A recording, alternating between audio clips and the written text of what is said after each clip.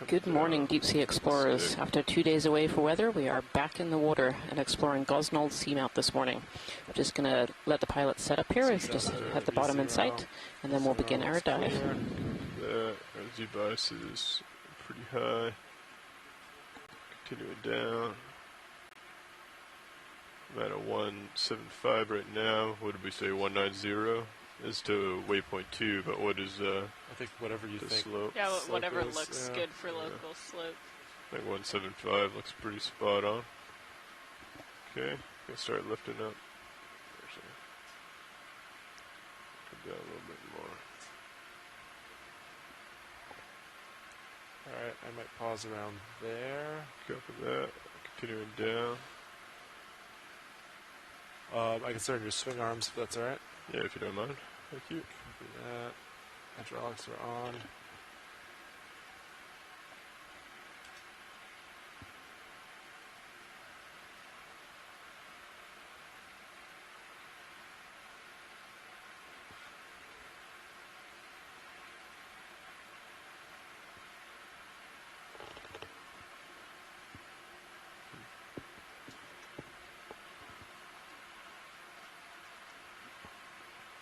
Is an interesting bottom. It's nice, flat, and hard. Perfect landing site. Impact be advised as if layback adjusts, I'll be moving laterally relative to you. Understood. Great. Bridge, ROV nav. I wanted to let you know that vehicles are on bottom, and I wanted to verify center of rotation is set to A-frame.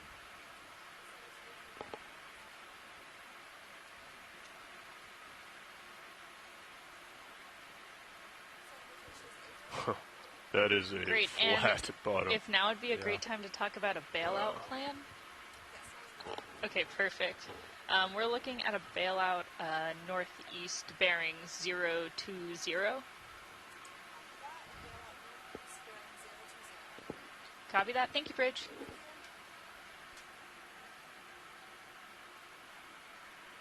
Go ahead, Bridge.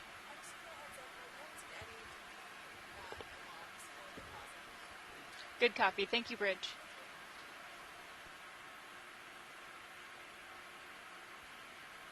Impact be advised you're a little bit out there. Yep. Copy that. Not a danger, but you're not going to be able to make much forward way. Yeah. I'll come back a little bit to center, just trying to get in Z-bias. Yep. Test that auto XY too. Nice flat bottom, it should hold good here. Yeah. Alright, those swing arms. Going outboard and deploying.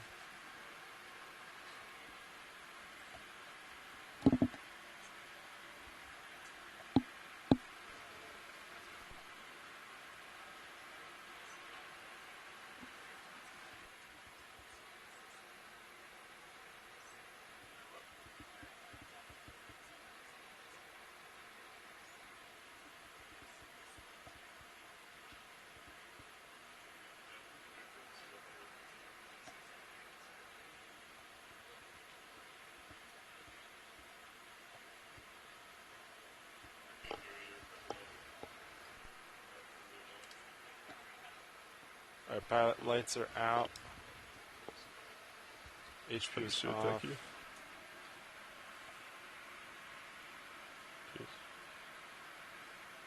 I guess, let's see, I'm looking, I mean, 175 looks like the right way. Do you want to, jeez. Do you want to start with 30 meters and see how the vehicles react? Yeah, we go from there. We can do that. 175, 30 meters. Yeah. Oh, and you can talk with Washley and see if they want anything before we start moving. Yeah, just trying to get. Yeah, when you're ready. Yep. He's pushing down like negative 31. It's still not balancing it out. We added. 10 weight pounds, yeah. I wonder why there's so much up force.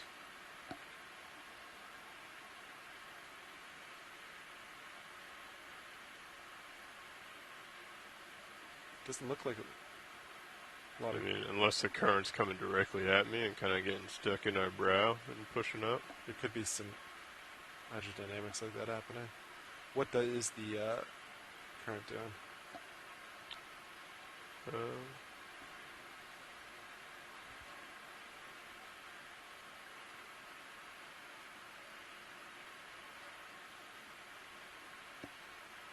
Geez, this is really flat and barren. This is wild.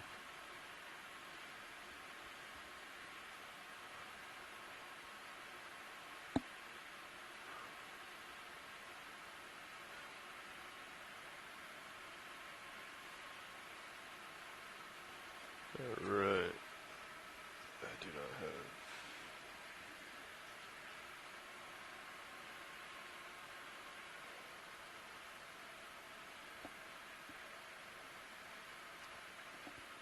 Watchley, this is Pilot. This is Watchley. I think we're ready to go ahead and start the dive. Is there anything in this immediate vicinity that you see that you want to take a look at, or should we just start heading towards the slope? Yeah, so we have a bit of interest in sitting down and kind of poking this to see whether this is solid pavement or whether this is looser. So I don't know if it's possible to set down. I saw kind of two larger boulders too, kind of maybe around those, just to kind of have a poke around before we get on. Sure. Is this what you're talking about, these two in front of me now? Yeah, yep, right in front there. Either one of those would be great to... We suspect this is completely solid pavement, but it would be interesting to see if that's true. Looks like we might have a nice Yeah, I cobblestone don't know road. if D2 has a jackhammer of some type, but I'm not sure they put on the jackhammer attachment this morning, Jason. yes, this looks like a nice cobbly road here.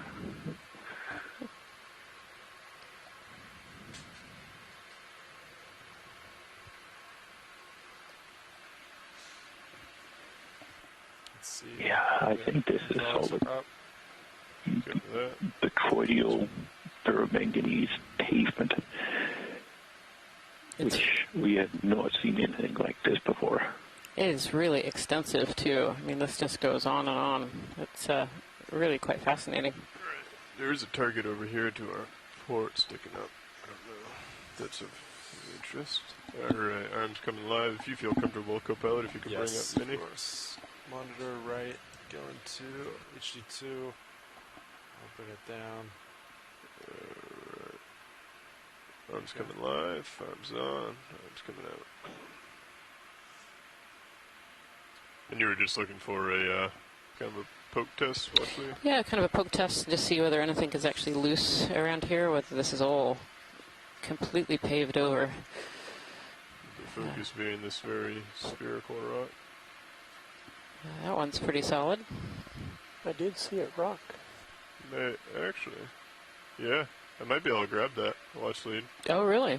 That's Yeah. of interest. Yeah, that would be great. Okay. I think so. It definitely shifted a little bit. I'll center up Copy camera that. here. Alright. Do you want If you the, could zoom in on the main HD. do you want the lid open first? Or do you Yeah, wanna we could go other ahead side? and, I was thinking the starboard, but we could put Oh, it you in can go the... starboard, whatever you, yeah. Starboard's totally fine. I did get a scratch on it. Let's go and pick it up. Alright. Come out partial zoom video, please. That is definitely a ferromanganese coating on there. Hanging out on it. Did you put lasers on it also? Lasers are on now. If you want to come out so we get lasers, actually, they're already there. So, about 15. Alright. Let's grab this guy.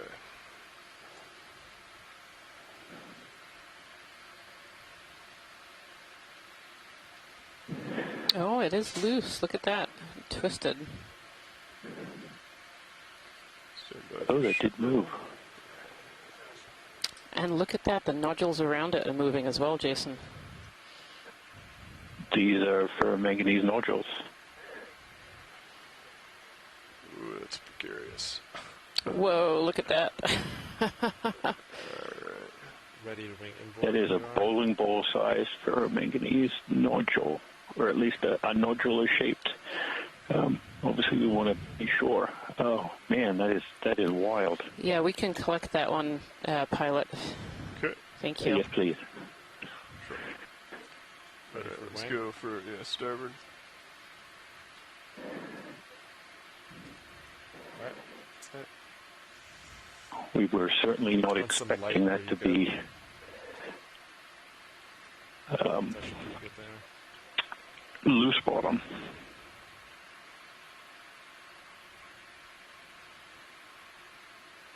Okay, coming up over the jaws. Yeah, that is interesting. That was a bowling ball. Do you want me to kind of play around in the hole I just made? course. Or? That would be, Certainly a bowling ball. yeah, that would be great. Thank you, pilot. We just want to see, is this all loose? And Yeah. it certainly looks like it from here. First pilot before it gets more dusty. Sorry, say that again. I think we Yeah, might it'd be wanna- great to kind of poke around and see how loose this is. Do you Thank you, want pilot. to come in on the hole I Yeah, made? some of these other ones are might wanna loose. look at it first before We might make want more to just grab a smoke. couple of little ones too. Did you catch They're that, on the pilot? same ball. We may want some little ones as well. Yep, if it's possible. I think suction sample, co-pilot? Oh, Depends on the density, but yeah, they're too small for the. Yeah, for the jaw. So I would say suction sample. Worst case scenario, you might be able to scoop some in. Yeah, that looks pretty soft. yeah, look at that, rolling away. My goodness. Yep. Yeah, you might This wanna one do here it. might come. It might fall down. Sorry, say that again. Now you Video. might want to stir it up with your claw or something now. Alright. We'll come in, stir it up a little. Alright, so what I'm going to do is reach in and then I'm going to pull back. That one did go. Just kind of drag. Yeah. Yeah, it's all And look at very that. soft and loose. Very, very loose. Is it possible to grab a handful of those? I'm not sure. I think we're going to have to suction sample it. We can grab some, but we'll have to bring out the suction sampler Okay. and pick it up. No, I think that would be fine. Thank you. Understood. We Alright. also have a fish down here as well. Let me know when you're ready for Yeah, drawer. if you want to bring the drawer out. Extending drawer.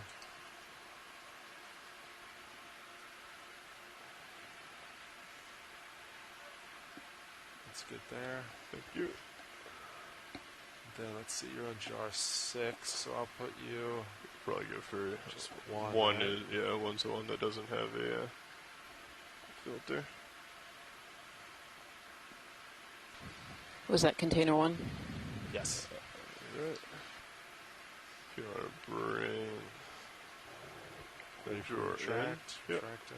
Hold there. And Cirrus is moving a little bit. I think you're still okay. Copy It's that. nice and flat. I'll keep an eye on it. Thank you. Can we get the jar light on? Yes.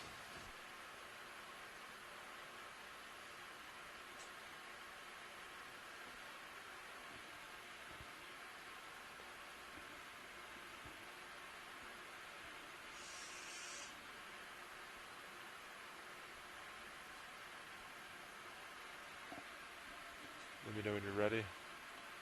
Yeah, we're going to try and scrape this edge here. Okay, if you want to bring on some suction. Want to zoom? If you could zoom in on Mini, that would be good. And if we could focus on the left-hand side of the arm. I'm going to try and bring it along the outer cusp of this hole I made. Just 1 second, I gotta trigger the iris to get more iris. Copy. The hole, we have good visual of jar number 1. Looks like I'm maxed out. I mean, some of these are, so watch late, I understand we want to grab some small ones. Are we looking for as small as possible? Should we change to a jar that does have a small filter? No, I think it should be fine without the filter. Yeah, I think they're bigger, Alright, ready? bigger than that. Yep. Thank you. Arm is live. Ready when you are, pilot. Enabling suction now. It's 1,000 RPM. Copy that. I'm Might just have going to to give do a more. little ice cream scoop. They're going, yeah. There we go. How many of these are we looking for? 304 will work. Well, we have. Yeah, 1, 2, I think that's We 3, have a lot more. 4, 5, 6, 7, 8. Yep. All right. That's cool. That good. You can come up with the section. Thank you so much. No problem. off. There's a few in there for you. That's perfect. Thank you. All right, if you could Those come will out full be wide on me, used please. extensively. And if you want to come out with the drawer, co-pilot. Extending That was drawer. jar 1, correct? Yep. Yes. I'll center up this camera. Copy that. Stop there. Well, that was quite the find on landing here on the Seamount today.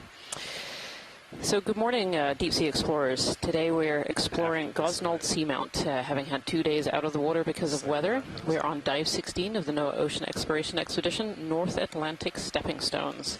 And today we've landed in about 3,200 meters of water, and we've landed in a nodule field, which is very, very unexpected for this area. There we go. Just got a little confused with that. Okay. Arm is clear. Tracting. We'll take another tight look at the sediment while we're here. Yeah, let me just stow the arm. I rotated 10 degrees with Cirrus. Understood, thank you. But speed wise. Okay. Arm secured. I'll let the, you feel safe, co-pilot? Yeah. I think I'm still good. Tether looks nice and loose. I'm just laterally moving here. Copy that. Still good view on aft camera. Sonar looks clean. We'll let this dust settle for a second, and then we can come back in and look at the ground if that's of interest, Watchley. Yeah, that would be great. Thank you. Do you want blue Can I back have a little up? scan around? Yeah. It's not super helpful with all the dust. Thank you. Do you want me to zoom in to see what I can make of it? Oh, yeah, you can try and start coming in. May not be ideal, but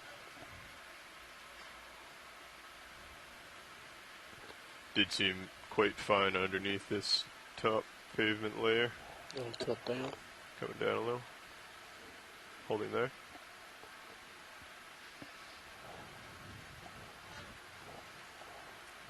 Hydraulics coming off. Cover that, thank you. HPU off. Yeah, we have this thing over here. Not quite sure what that is. Off to the port. It's kind of, yeah. 30 meters out, though. It's in the wrong direction, right? Yeah, and you have to come this way to center with me, too. Yep, understood. Once you're done. Video's find clear. more. Alright. Watch lead, we'll continue on. Yeah, that would be great. Thank you. Look at that. Coming off. So, yeah, I say we'll get a move ahead, and you can just center up and as you move, that works. Pilots, I need to do another black balance on the camera. Okay, I'm in a safe spot if you want to go ahead and do that. Crapping the camera. Understood. Watch lead, we're just doing another black balance check just Okay. before we continue. Perfect. Thank you. Pilot, I'm on George 6 now. To everyone at home, they're just Looks like testing we're out the somewhere. cameras before we proceed on our dive here. Just getting them balanced and ready to go.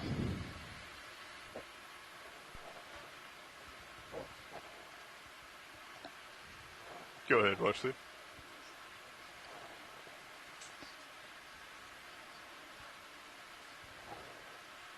Sure.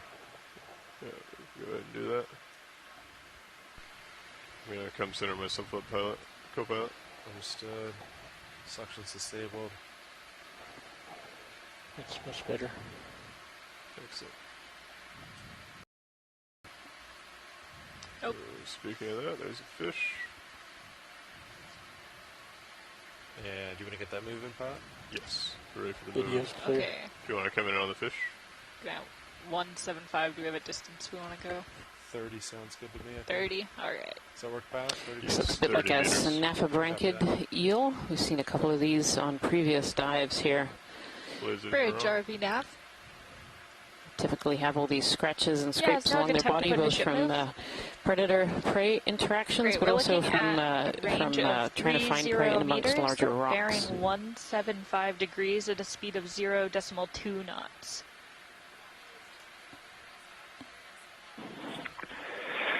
pretty hard to find a much larger rock here That's in it. this Thank you, extensive nodule field. Barely even room for the sediment to poke above. The nodules are essentially blanketing the entire seafloor here. Nav, what's layback right now? And sitting in, the nodules appear to be sitting in the sediment, at least partway, and then the tops are poking out. We have several ferromanganese crust and nodule experts, and Kira Mizell, who was with us just a few days ago, is one of those. And Squad lobster on the left, crinoid in the we're sending them information as quickly as we can to find out more. I was not expecting, and this is Jason Chater, I'm a research geologist at the USGS and the geology science lead for this dive and those to come. This was definitely not on our expected list for this dive.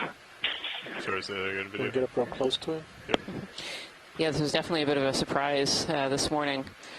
Landing in a nodule field. We're diving today kind of in a saddle between two peaks of Gosnold Seamount, and honestly, talking this morning, we were expecting maybe some sediment or some swept rock, and here we are in a ferromanganese nodule field. If you rotate, and here's sorry, if I can interrupt for just a second. There were at least 2 or 3 bamboo corals around that rock that we've been on. Yep, there are quite a few in front of us too here, so hopefully we're going to take a closer look at those in just a moment, Scott.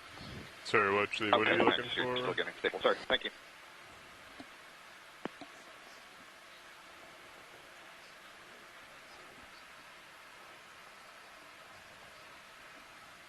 Sure. Hey, bot, you're going to have to back up to me. I think I'm still moving. All right, stand by one. And I'm just getting pulled with tether right now.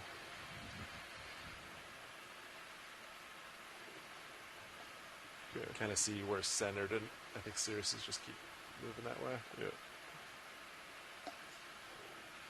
Yeah, that's better.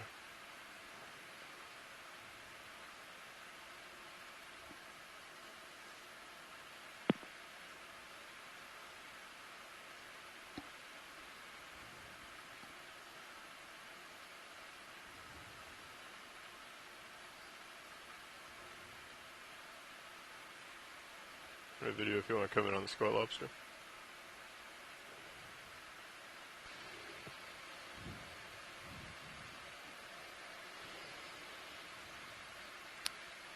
And here amongst these ferromanganese nodules, we have a squat lobster. Very often we see these squat lobsters hanging out on rocks or even on corals and sponges, and they're tend to pick out particles, larger particles, either out of the water column or between rocks for food. Scott France is just noting that this one actually has potentially embryos underneath as well. Beautiful orange eyes on this particular squat lobster. Anything in particular you want me to do, video?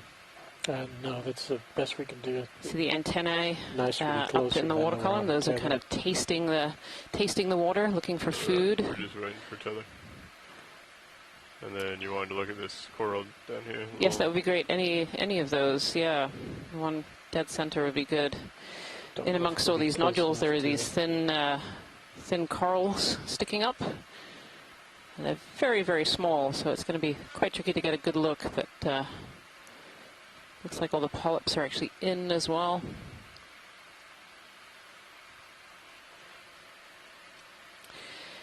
I'm not sure if Scott France is on the line. We're going to have to get a lot closer to see those. Yeah, I'm here again. These are Primnoidae corals. I can see the scaliness of the polyps, and the polyps are rising in small whorls. I'm not sure what genus. I know that there is a genus Candidella that forms these little primnoid whips. I'd hold that. But I'm not certain. They're very small. There might be a bryozoan or a sponge also in the foreground, but there's plenty of little stuff growing on these nodules. Very interesting. Indeed there is. Yeah, indeed there is. I think, we've seen some forams and then potentially some bryozoans as well. In the background there, I think there's some small sponges. There's definitely a lot of small fauna here. And a lot of these smaller little potentially primnoid corals as well. As we were kind of zooming in and backing out here, you could see a lot of these little coral sticks sticking up from the nodules. This one's quite firmly attached to one of the top of these nodules. I can see the base quite clearly here. Beautiful. And tilt down to the left. Yeah, I'm trying to continue to convince myself that I'm really looking at a primnoid and not a little sponge. Oh, interesting. No, I think it's a primnoid. I can see polyps quite clearly on the high definition screens that we have here. Kind of looking all around here as well. Oh, what's this one? Oh, this looks like a soft coral. Yep, you can see the pinnules on the tentacles there. Go ahead, Bridge. Copy. Thank you. Very well disguised in amongst this. Over that now, thank you. In amongst this nodule field here. Yeah, for sure. I agree with you there. No axial skeleton to this octocoral, just basically fills the colony with water, can channel water in and out to change the size somewhat, make it compress down to the rock or to get a little bit taller for feeding. Yeah, and then Megan Putz is, Megan McCullough is saying those branches are little branching white bryozoans as well. Actually, I think they said the squat lobster had potential embryo underneath it. Maybe we can get a look from the front. Yeah, we can see if that orange is embryos underneath there. We are pretty close. It's going to be right between the toes.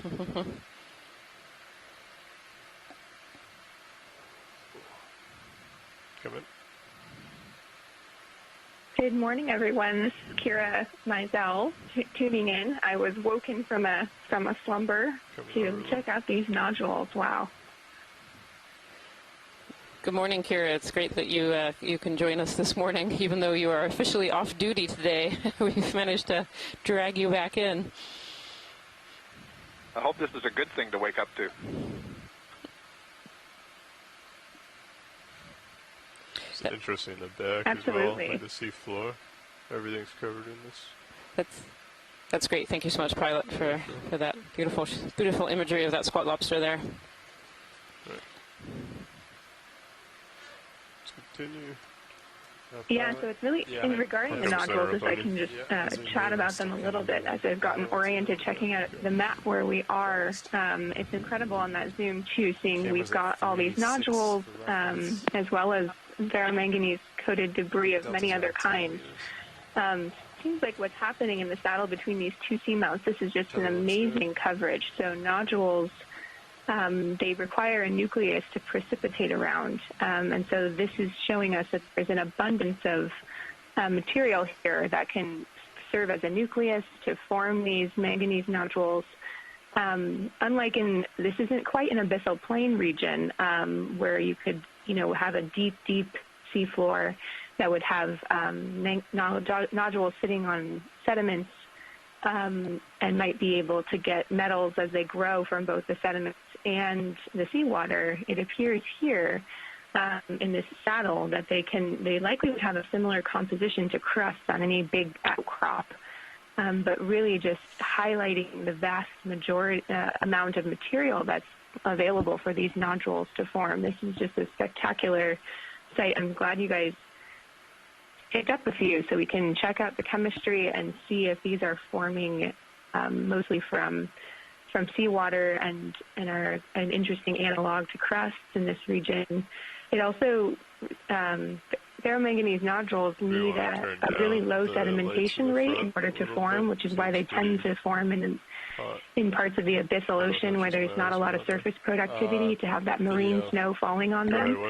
So it's also a good ode to the current strength here, that they've been able to be swept free of sediment long enough to form.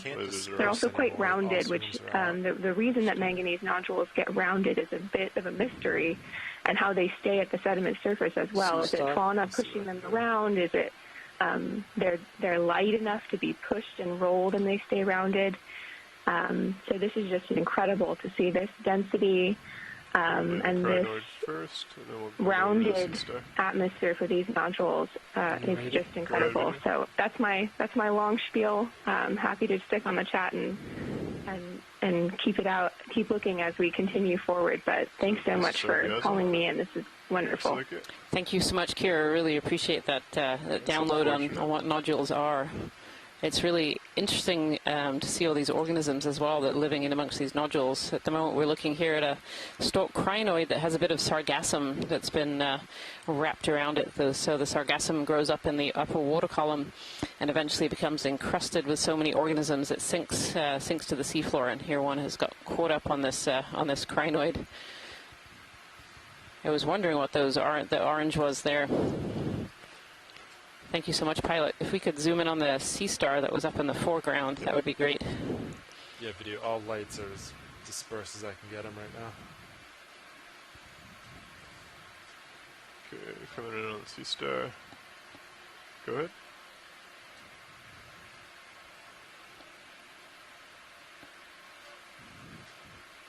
Six-legged, huh? Yeah, so this is a sea star. I'm hoping Chris Ma is on the chat or on the line here. This is not one that I recognize. If you want to come, I'll pan down. We can take a look at one of these. You can see the long tube feet of the sea star. These sea stars are echinoderms. So then the same phyla as sea urchins and brittle stars and that crinoid that we were just looking at as well. And these sea stars have this water vascular system that controls the arms and the tube feet. You can just see those tube feet sticking out there. Christopher Ma says this is an amphoraster. I just want to point out to you, just to its right, I'm not sure if that's a cup coral or an anemone. Yeah, and on the left as well, there's another one of those soft corals as well. There's actually, every time we zoom in here, there's quite a bit of life on these nodules. Yeah, so Chris Ma says amphoraster for this particular sea star. If we could zoom in, Pilot, on the kind of the top right of the sea star, there's tentacles sticking out, kind of a reddy color. Go ahead and come in.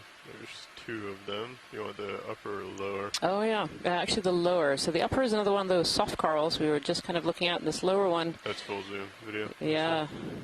Really tucked in between all these little nodules. It's hard. Yeah. Unknown if that's a little anemone, a cup coral, or even a ceryanthid that one could be, and we're just not seeing those inner tentacles. You can get a little bit closer if you'd like. We do have some more tether, if that's of interest. That'd be great. Thank you. All right. Full wide video. I'll scoot in a little bit more. Looks like we have another one of those same sea stars up. Upper right. So the organisms that live on these... Rhiannon. Oh, hey, Chris. How are you? Good morning. This is an X-rayed... so this is a pedicelasterid. This is actually kind of interesting because these are distant relatives of the inshore, like the really common Asterias, except that for that whole group of sea stars, these occur down at the bottom of the tree. These are sort of very early forms relative to the things that everyone sort of looks at, when you're looking at mussels and oysters. And some of the fossils for the animals that are like this occur from the Jurassic. So this is we actually collected one or two of these before, and they're extremely variable. It's really interesting how different they look relative to the preserved ones. And so I'm really happy to sort of just see more of them. The weird thing is that this also could be a bizarre related animal called Polystereus, which is something that we saw both in the northern Pacific on sort of vent habitats and in Antarctica. So I mean, it's unusual, and we don't know much about them, and so I just feel the need to call in and register my appreciation for seeing one. So I'm grateful for you guys to stop and look at it. Yeah, I think there's actually another one coming up here, Chris, as well. I can see very distinct pink arms. I don't know. Yeah, at first, was it a squat lobster? No, I think this is a sea star in a feeding position, so it's got the big bulge in the middle. It's kind of hunched over something. Your move is complete. That would be nice. No, I don't think I am. Okay. I think I'm still moving a little bit. Understood. It's being a little funny, though, with the layback. But I think we could get another move in. Copy that. I think it's about... If you want to start coming in video. This looks a little odd. Different coloration. Alright, sorry, there's something in the way. Oh, it's got some more of that sargassum wrapped around it as well. But yeah, it's definitely, it's in that feeding position, Chris. It's all kind of hunched over something under there.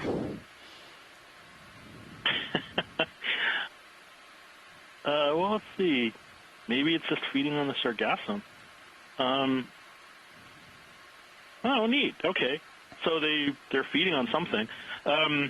Yeah, so this demonstrates one of the things about Okeanos Explorer that I love about the program is that we can actually make observations of these species doing what they do in the wild. You know, these in situ observations of feeding and other biology, because frankly, a lot of the animals that we see, that the reason we know about the animals at all is because we see dead examples of them from trawls, and you know, and so there are fundamental gaps in our knowledge. Everything from the color to, you know, how do they feed? What do they feed on? I mean, even Brisinghids, which everybody now recognizes as holding their arms up into the water, the early hypotheses regarding, you know, when they first collected those, people thought that they just dragged their arms along the bottom and caught prey with their spines.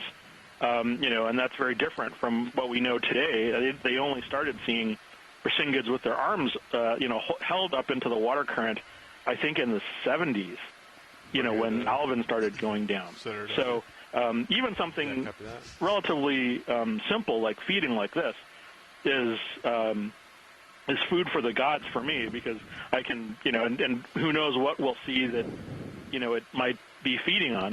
It might be the sargassum, or there might be something else here that might turn out to be a potential prey item, such as a small, I mean, it could be a mollusk, or it could be one of those bryozoans, or any number of other things. Yeah, Scott. So, hopefully we'll get to see. Yeah, Scott France in the chat just mentioned, of course, every time we've zoomed in, we've seen some of these small little soft corals, and we know that some of these sea stars can be predators of these soft corals, and so we really wonder if it's that. Beautiful. That would be interesting. Well, let's see. Anyway, I'll be watching. Thanks very much. All right, thanks so much.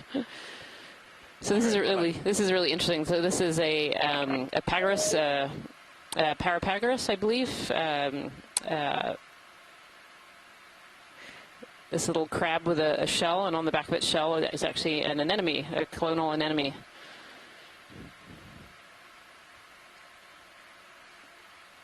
I don't see the anemone out right now. All the polyps are kind of closed up. But again, in this zoom in, we can see lots of these soft corals as well. Beautiful. Yeah, pilot's clear. More of these primnoid little whip corals, mini whip corals. Beautiful. And that move is underway. Yes. Understood. Thank you.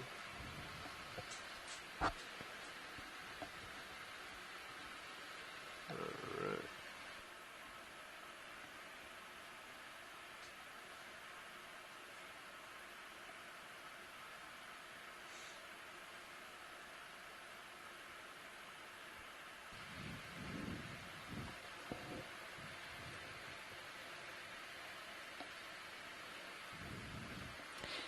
So if you're just joining us today, we've just landed on the bottom a short while ago. We're on Dive 16 of the NOAA Ocean Exploration Expedition, North Atlantic Stepping Stones.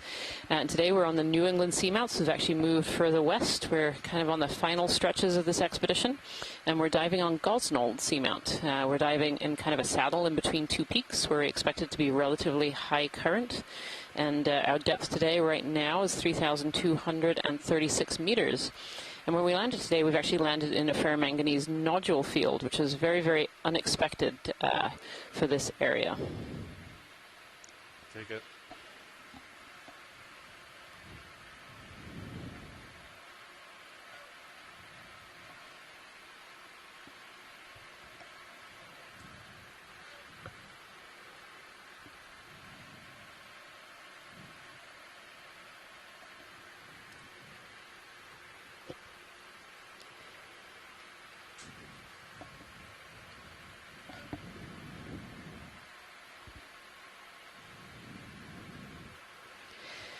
So Jason, do you want to give us a little rundown of how these nodules are formed and why it's pretty unexpected that we found this today?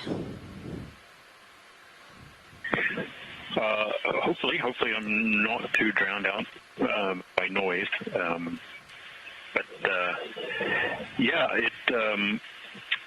It was extremely unexpected, and unfortunately the biology is doing its best to upstage this really awesome, wicked awesome start to the dive for the geology. But for those who've been following along with the dives so far, we have talked a lot about these ferromanganese crusts and pavements, and we haven't talked much about nodules. And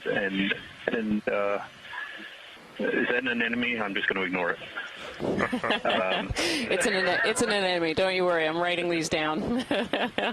Keep on going, Jason. So, we haven't talked much about nodules, and that's because, nodules require, a specific set of conditions for formation. And Kira Mizell from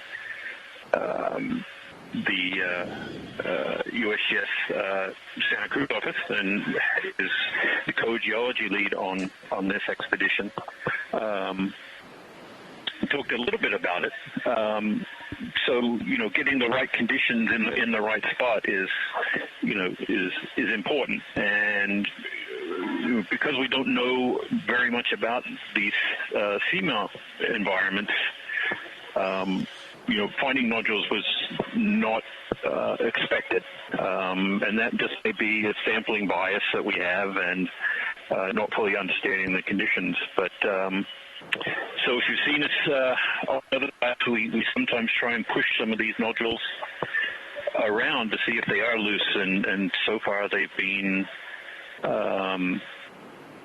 primarily part of the crust, so this petroidal grape-like texture crust. They haven't been loose, and we expected that would be the case today when we poked them. But we were happy to find that they were loose. So this really tells us something about the conditions in this area. And something up in the water. The pilots are certainly working hard, and the ship's crew working hard because of the heavy currents in there. So they're sweeping through here, keeping sediment from accumulating. So there's water column floaty, wiggly things again. So this is a ctenophore. Yeah, there we go. It's gone out of shot. Poke right through it. All right, let's take a nice good look at the bottom. There are several ways to generate these nodules, and that's either directly from the minerals in the sediment, and that has a lot to do with the oxygen reduction environment, organic matter, and other things. The other way is through seawater, and that's, we've been seeing these crusts, and those crusts are precipitated from the seawater. And then there's a hybrid way, which is kind of a mix of both. And ship move is complete. And so there's a lot of, sort of back and forth in the chat about, what is the process that formed these nodules, and certainly once we get them back, folks like Kira and others who study these ferromanganese crusts will be able to look at the chemistry and morphology and really, start to figure out what the conditions are that form them, and sort of investigate them more completely. It's always exciting to find something unexpected, and certainly something that, as extensive as this. So you can see these nodules are, forming a almost complete blanket over the seafloor. And just from that perspective alone, it's quite amazing. We see bits and pieces of different geology down here, but to see such an extensive, deposit of these nodules and is really amazing. So that's why, from the geology side, we're pretty excited. Yeah, very much. I'm not, I'm not a ferromanganese nodule person per se, but I find them entirely interesting because of the processes that go into form them, and they do host, as we've seen so far. They do provide suitable substrate for a variety of benthic fauna to form habitat, and how long that habitat lasts, I guess, is really dependent on we'd like to put in another ship move. the processes that are going into the formation and continued precipitation of these ferromanganese crusts.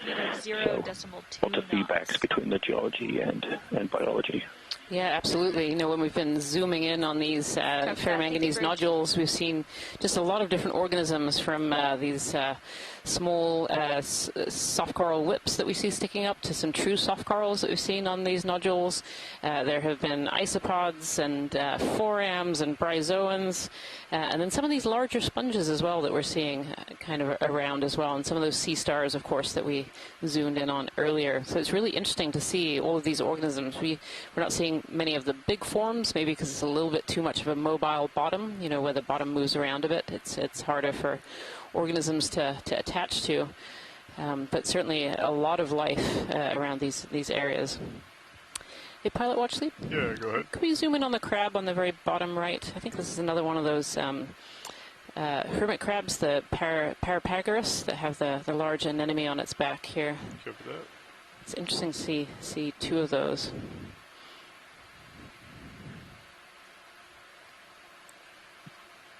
All right, video if you want to start coming in.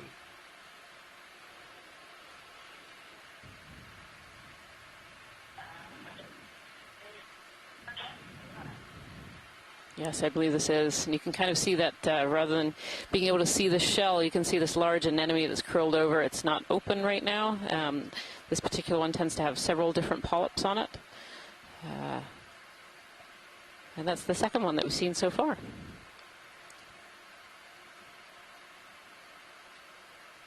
Thank you so much, Pilot. Sure. Right, Pilot's clear on video. Yes, my bad. We can continue.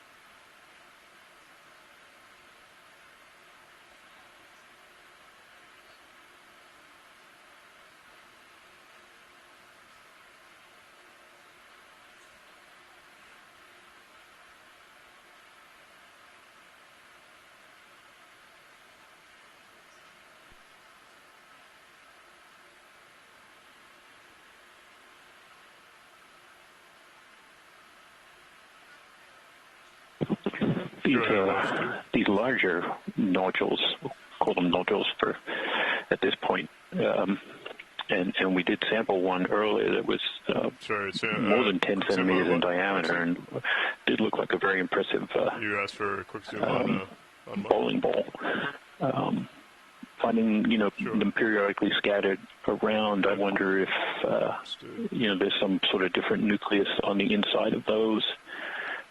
Either some sort of rock debris, volcanic rock debris, as compared to what might be in the smaller one, which may, be as small as a sediment grain or, a pteropod shell or something else. So certainly interesting to see these sort of scattered morphologies as we go along. The bigger ones aren't always as rounded.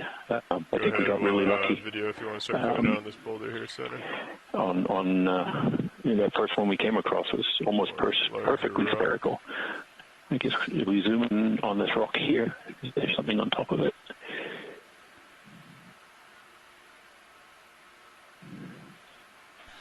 So, Jason, you said that this was likely volcanic debris? Maybe. Kind of, hypothesizing out loud on, why these bigger ones are here. And if the nucleus is on the inside is maybe a piece of volcanic debris that's come off the seamount or something else, maybe you're able to generate a bigger nodule, so to speak. It's the kind of thing we can't see from outside. Can we zoom in on that one that's just coming into the center bottom frame? Wondering what that stuff on the top is there. I have one on the left and one on the right. Jason, would you like the left one or the right one? The right one, please. Okay, sounds good, thanks. Are you looking at the little white branch on top of it? Yeah, there's like the white branch, and then there's these little, I don't know if it's in the sediment behind it or coming off the rock itself. This sort of brownish fuzz on the left side of it. Or I need to clean my glasses. It might be one of the... What exactly are we looking for? What's it? Oh, it was in the sediment, but it's good to take a closer look. Okay. The sediment behind it, you can see this kind of coarse, coarser than we've seen. There's actually a little, I don't know if that's a coral or something else to the bottom left there. Yeah, there's a little octocoral there, and maybe a little sea star as well. Probably you have time, but I'm starting to inch closer to you. Plenty of time though. Everything here is just so small in terms of the biology. Put camera down to 6-0. This is a sock coral that we've seen a couple of times now. They're actually quite abundant on these nodules. But on the front of the rock, there was something else that was really spiky. I couldn't tell if it was a sponge or a hydroid. The rock that we just left to the right. Recognizing that I'm delayed by several seconds.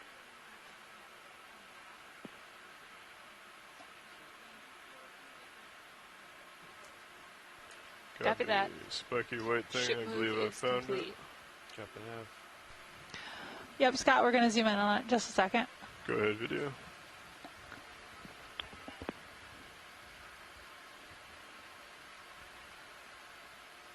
It's a carnivorous sponge. Scott, is that a carnivorous sponge? Looks like Lars got it. Yeah, I'd say that is a sponge, and probably a carnivorous sponge. A very different sort of biology than most of the sponges that we're looking at that depend on a aquiferous system. That is, they pump water through their body and remove small organic particles from the water, whereas this one has its siliceous spicules shaped as a variety of different kinds of hooks. It's full and wide, described right? almost like a Velcro texture. And zooplankton can get caught up on those hooks. And what's really fascinating is that the sponge then reorganizes its body. Its cells actually move and grow over whatever it's captured and then digest it. So effectively, the sponge creates, when necessary, a small digestive space like a stomach. Sponges that don't normally have stomachs. And that's how they feed. Really fascinating. They're all related in the same family, Cladoryzidae. But there's a tremendous diversity within that group.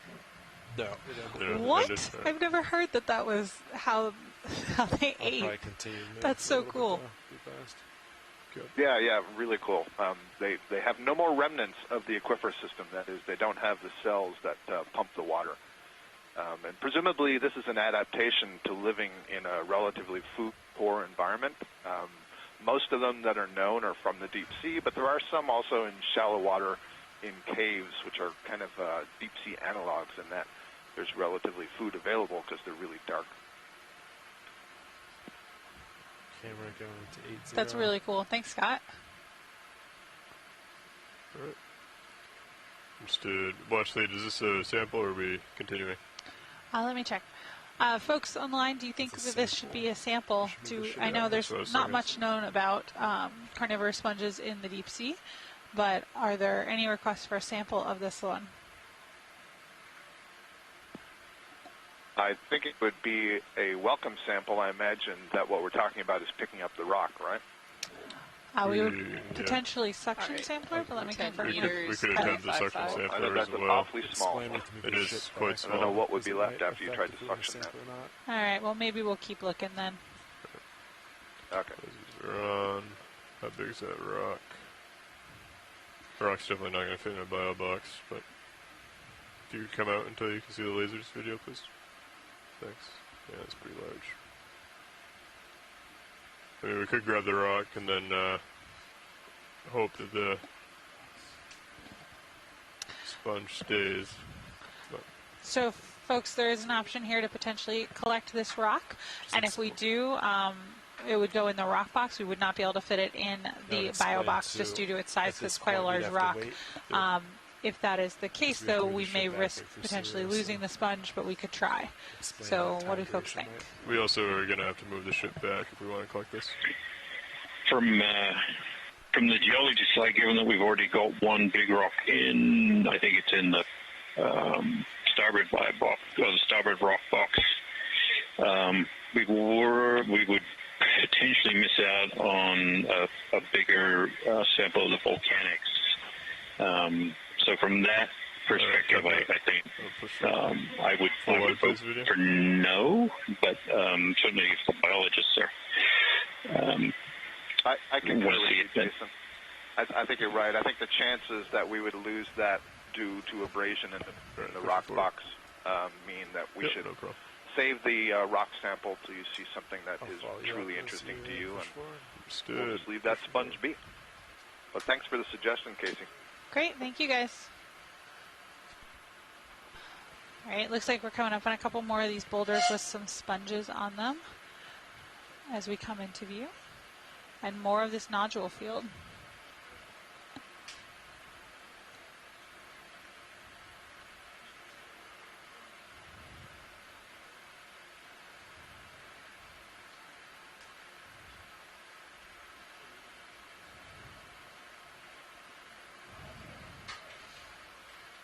Camera 6.5 right there. Copy that. Thank you. Nothing on blue view, so it looks pretty flat. I want to do a quick snap. This might be a bottle video. I like to just see if there's a message in these.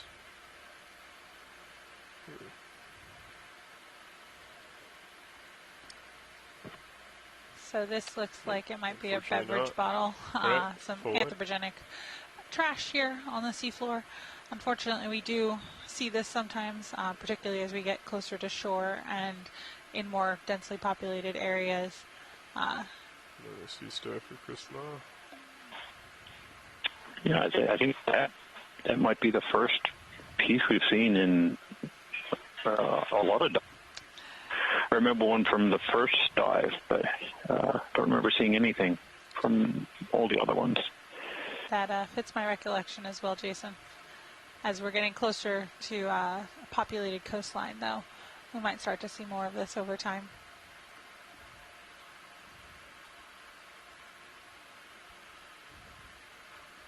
So, Kira, I believe you are still on the line. You had made some observations about the nodules when we were just zooming in there. Would you mind telling us a little bit more? I'm certainly still learning about these as a, for me personally. I think folks would love to hear more. Camera's 5.5 there. Copy that. Hi, Casey. Yeah, I was just mentioning in the chat that on some of the zooms in on the sediments, which the biologists have been making some great requests to zoom in and see the smaller stuff living in and around nodules. They can create a really fun environment, being hard substrates scattered about sediments. We're looking at a fish real quick. I'll let somebody ID that. With parasites. Yeah, with a couple of those parasites there on the edge of it. Starting to get out of my view.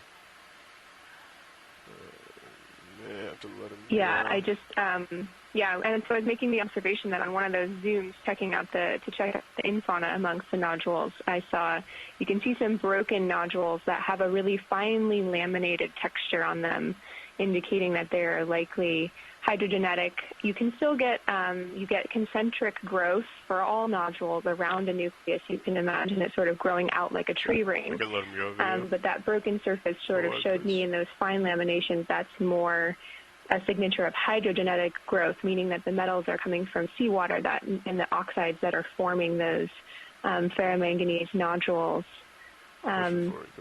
Just super neat. And the reason to talk about their different formation environments is that it influences their metal composition.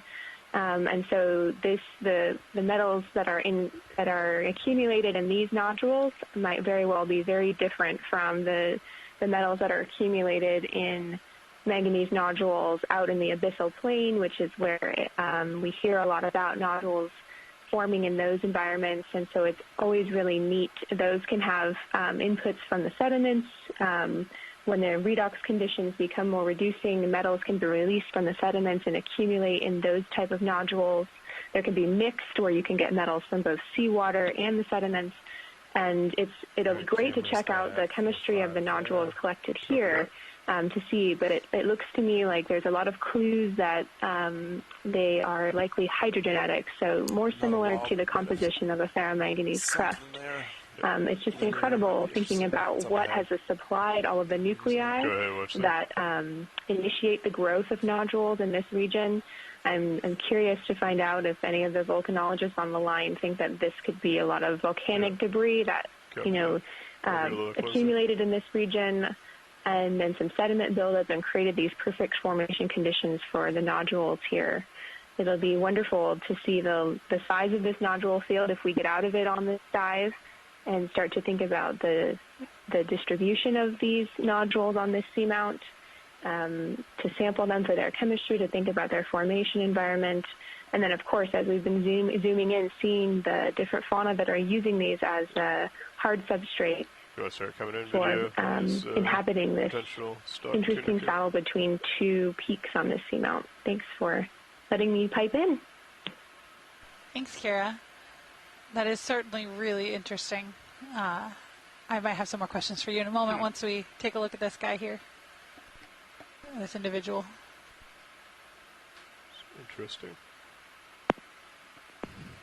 So, Scott, is this a stock tunicate? Video? Yes, exactly. Stock tunicate. Put it down low. For some reason, the name is escaping me at this moment. But look at the structure on the inside there. Yeah, it's very closely related to the vertebrates. It's probably the closest invertebrate related to the vertebrates. And this is another filtering organism, and it's passing water through that body. And you could see on the inside there, some of those structures, they kind of look like netting structures, like basically filters, and they can secrete mucus that cover those filters and then capture small organic particles that are moving through the water column and basically move them along to the mouth that's in there. So a nice flow-through system. You can see the opening on the far side. Water will come in and exit that slit-like opening that we see. What are the white little balls? Well, I am not certain if that is storage, byproducts, or if it's actually reproductive material again. Interesting. Yeah, I'd have to go back and look at some of the basic anatomy of this type of pilot's clear when video is. I'm thinking it's not the gut. You can see there's something that's kind of brown and winding that looks like a worm in there. I think that's the gut, and it's leading towards the anus on the sort of upper left inside that chamber. So the next logical thing would be that those are your reproductive tissue. Okay, push it forward.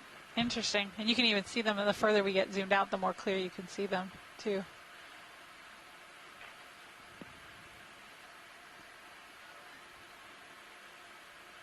So just before we took a zoom in there, Kira is telling us a little bit more about how these nodules and these types of fields are formed, which is really interesting.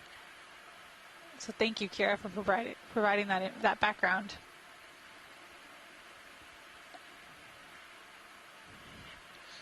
Yeah, absolutely. I'm lucky to be able to join before I go on another expedition. Jason's been willing to share some of the lead geology portion of this dive. Landing on a manganese nodule field in a saddle between two seamounts is not impossible. There's definitely been some nodule deposits or occurrences that have been located on these a little bit shallower depths than the abyssal depths, 5,000, 4,000 meters that we're used to seeing these on sedimented plains in the open ocean between these large edifices. So not impossible, but definitely always a treat to find these and get to collect them and see what are the different conditions that are forming these nodule fields. Just the density here is amazing. Ship move. We're looking at a range of 30 meters, a bearing of 175 degrees. And so, Kara, I think you may have mentioned this a little bit earlier, but for folks who are just joining us, is this something that you would expect seeing sort of in the saddle between two seamounts? Excuse me, can you zoom on that whip? Thanks. Yeah, yep, setting up for it now. They're setting up for it. There's also a fish in the background or something. Yeah, expected is a tough one. I don't think expected always, no. It's definitely a surprising find. You can have often, I mean, we dove on a couple seamounts during this expedition, actually. Further out in the corner-eye seamounts, we targeted a ridge between two peaks. The name of that seamount we dove on is escaping me. Hopefully I'll remember.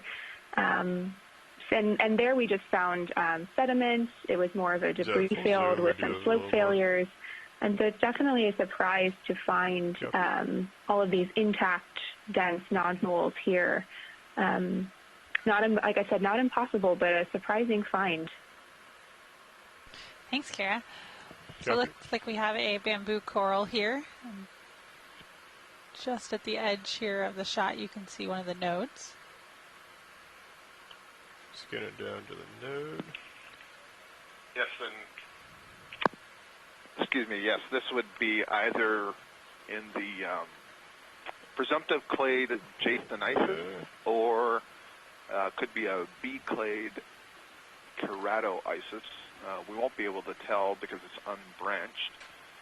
I'm trying to see, maybe, Casey, you can see better. I do not see any sharp needles between those tentacles.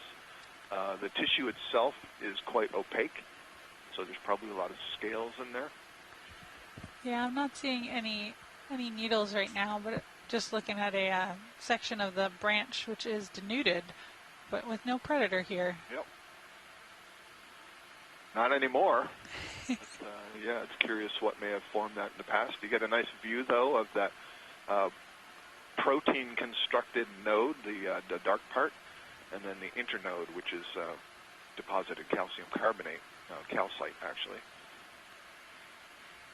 So, Scott, over time, will the coral sort of regrow tissue over that denuded part if it's left unopposed, or will it always kind of now be in two separate sections for the colony? Yeah, that's an excellent question, Casey. And our hypothesis is, and this is based on other observations that we have made, is that the coral can repair itself. And so it does have the potential to regrow over that exposed skeleton. But it's partly what you're alluding to. There's a competition there. So if other organisms now settle on it, anemones or crinoids or whatever, that may interfere with that repair process. And so it's a little bit of race to see what's faster, the growth of the tissue or settlement by other organisms on the cleared skeleton. And, this is a little bit of a hypothesis. This is something that we are making conjectures based on all the wonderful observations that we've made on these dives. And so ultimately you would have to monitor that colony for a long term to see how it would respond. There have been some studies along those lines in the Gulf of Mexico, basically following Deepwater Horizon disaster out there. There was a lot of research focus on the benthic deep sea communities and how they respond to the oil that came through. And so based on some of those studies, we have some good understandings of how these various benthic organisms can respond, recover, and what the time frame for that recovery is.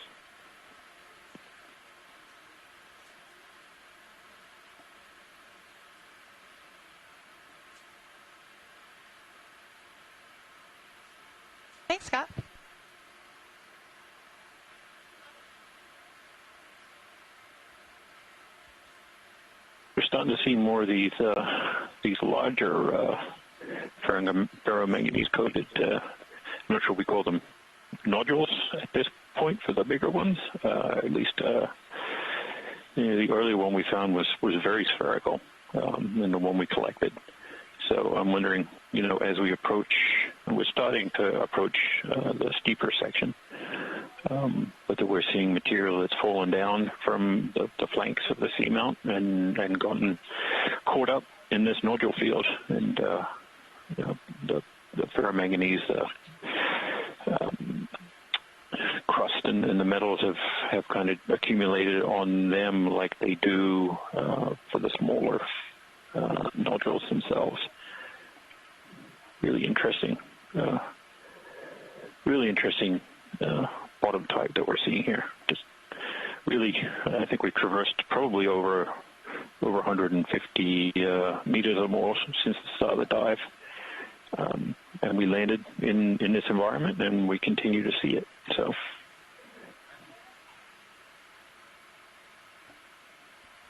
And we haven't even gotten to the steep part yet. I came at a 3.5 right there. Down a couple meters. Yeah, it definitely seems like there are more boulders in this area, larger rocks, as we're starting to come up. So the purpose of this dive was to start on this flat plane and then kind of work our way up about 200 meters or so during the course of this dive onto the more southerly of the peaks of Gosnold. Yeah, I don't think I've felt that move yet, but good guys. Copy that. Still going, or like just stopped very recently? That was another 30. That was another 30, yes.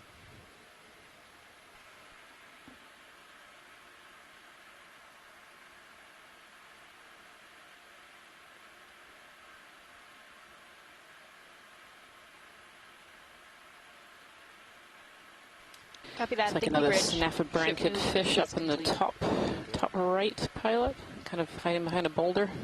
Yep. You want to snap in on the fish video?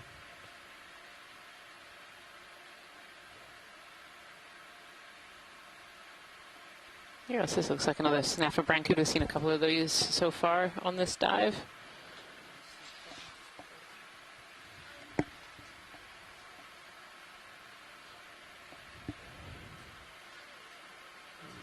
Playing shy.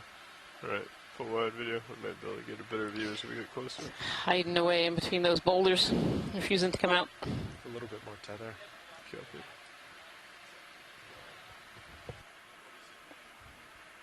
Down another meter or two.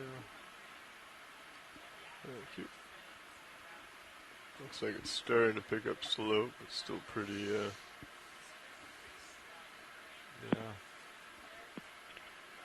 Regan, if we're going in that direction, behind the eel, there was one of those small whip-like primnodes where the polyps were extended, and so a view of that would be informative. Sounds great, Scott. Sounds great, Scott. We're moving in that direction. Yep, towards this cusk oil. Behind or in front? Yeah, behind, I believe Scott just said, behind the snaffle-branket there. Yeah, it was on the next rock, and I understood the movement and all that, and also for whatever reason I'm pretty delayed today, so I apologize. I'm probably getting you these things late. That's okay. That's okay. We're heading that direction anyway. All right, we can try and sit up a little far away if we're concerned that the polyps might retract. If we. Yeah, I actually haven't identified it myself yet as to which one we're looking at. Copy. So this is the little line of rocks that the eel was hiding behind. Yep. So if I sit up here, I think I might be able to see it. It's leaning at like a 45-degree angle. Yeah, there's like two there. I'm wondering where the whip is. I think it's in front of the fish now. Okay. In front of the fish. All right, go ahead and start coming in, video. Yeah, these little tiny whips are kind of all over the place here. There's a little white whip. This one here, I'm assuming? Yeah, actually that one does look like the polyps are out. Yes, there we are. Okay, so this is one with the polyps out, these little primnoid whips. They are so small. It's quite small.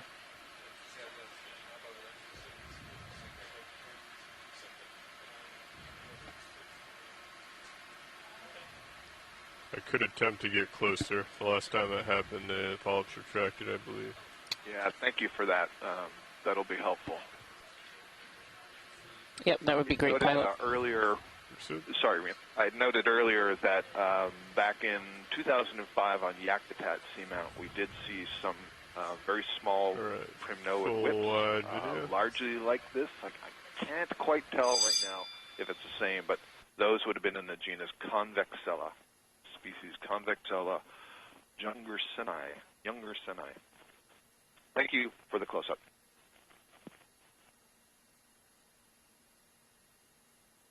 Yeah, we're just undergoing a pilot change here for lunch, so we'll continue on in just a moment.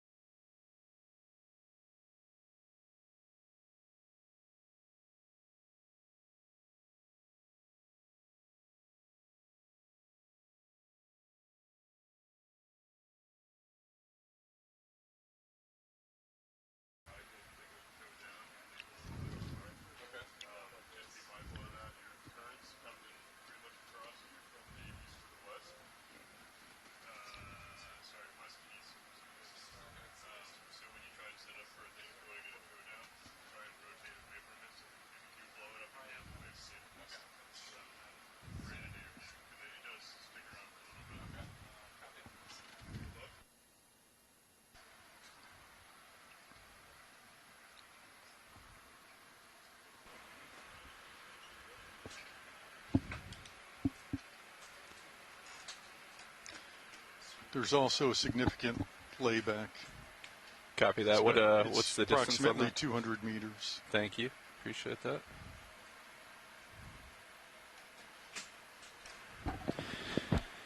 It's really interesting to see while we're here during this pilot change, little static view, to see the variety of different rock types being coated by ferromanganese. Here in the bottom right of the screen, you can see some smaller material, and then these pretty uniformly sized manganese nodules, and then these larger boulders.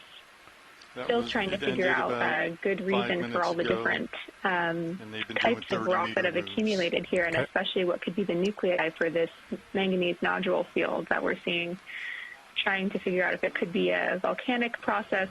Kevin Conrad in the chat says sometimes you can get explosive volcanic eruptions at this depth, but he can't think of an instance of a basaltic volcano producing this much submarine bombs and blocks, especially on this scale. Maybe Jason can pipe in with some other ideas on where this debris is coming from. Right by the lasers here? Yeah, I'm actually thinking if the flanks of these seamounts are we largely unstable. They're probably more unstable. Yes, we are. More right off during and right after they were constructed, but they do tend to erode, and the flanks do fall down in landslides, just like landslides on land. Landslides occur underwater as well. I tend to see the biggest landslides on the edges of the continents, like along the east coast of the United States, in more heavily sedimented areas. But here the seamounts do erode, and perhaps it was a process where part of the seamount failed and a landslide occurred, and the material was broken up and small enough to form so many nuclei for each of these nodules, but big enough that the current that sweeps through here and keeps the finer sediment from accumulating on top of the nodules. That they were just big enough that current couldn't move them. So it was perhaps the perfect storm, so to speak, of material cascading off the flank of the sediment. of the seamount to sort of initiate the process here. Copy that. We would be able to test that through looking at the sediments and structure below this environment, usually by a long core. We get a big tube full of sediment that gives us the long history of processes such as landslides. But we'll also look for evidence of that as we approach the steeper flank to see if there's a process there left in the rock record that we'll just leave them on. will help us at least hypothesize some more about it. It's hard to prove any of these things. We usually come away with more questions than answers, but that's always good. So it looks like contours get closer together up here. Pilot, this is Watchley. Go ahead, Watch. Can we zoom in on that potential Bersinged left-hand side on the side of a boulder? Yeah, we can do that. Thank you. Come on in, video. Is it this one, Watchley, or the yep, one? that one there. There's a couple of crinoids in front and then a Bersinged in the back there.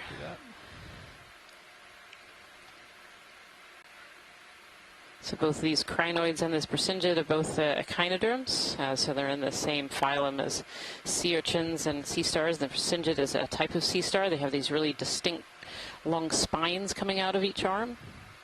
And the position that this Bersinged is in right now is kind of a fishing position, so picking particles out of the water column here as they go by. Thank you so much, Pilot. That was great. Yep. More of these soft corals, too, I can see on the rocks that we zoomed in a little bit on earlier, as well as some polychaetes, some circulid polychaetes that form these white tubes on these larger boulders and rocks. Nice slow zoom out there. What were you saying, co-pilot? Okay, so contours are going to get closer together up here, I guess. So Copy. keep an eye out for an increased rate of slope. But there's an interesting accumulation of looks like ferromanganese crust debris up against that bigger boulder. We know from walking across the surface, discussions with the pilots and others on the way down that the current through here is pretty strong. So it looks like there is still some movement of finer grained material. In this case, getting trapped behind the. I'm just going to ignore that biology. So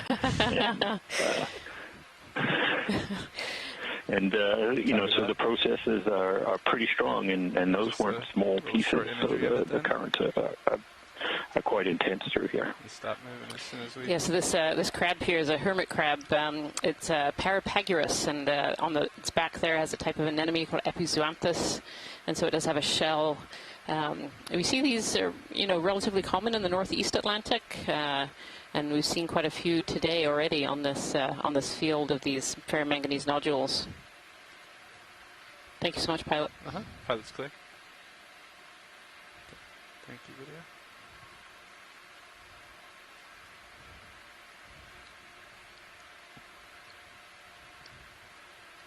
Yeah, as we're getting more of these larger boulders, we're starting to see some of the larger fauna too. There's some sponges. I can see some of the anemones that we've zoomed in on previously as well as some larger sponges as well.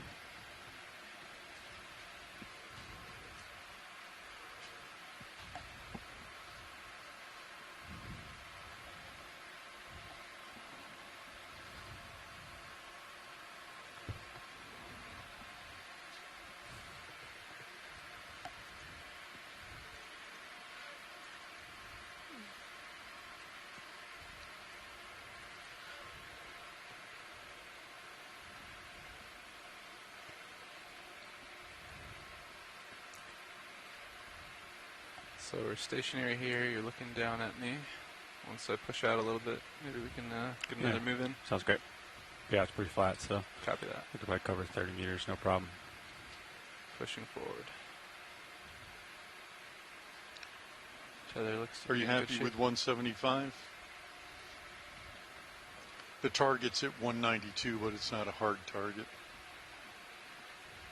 I think 175 works anywhere. Yeah. Anywhere southerly, will be good. Yeah, I So concur. it's really interesting on that previous zoom, some of the smaller rocks starting to look, these nodules looking more angular, maybe signaling that these are looking a little bit more like coated debris, and we're seeing a lot more bigger coated cobbles and boulders as we approach the slope.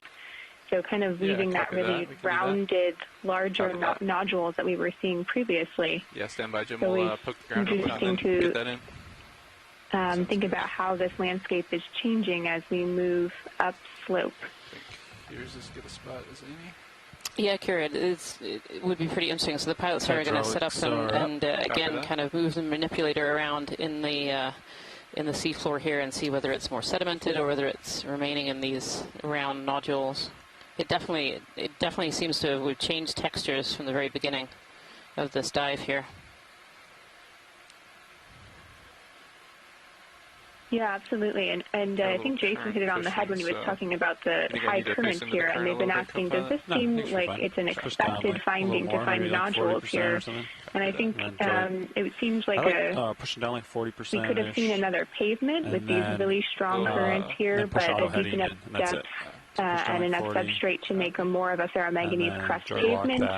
And I think the key ingredient here is the availability of material on top of sediments that is allowing nodules to grow in this region, which is definitely an unexpected setting that we landed here today.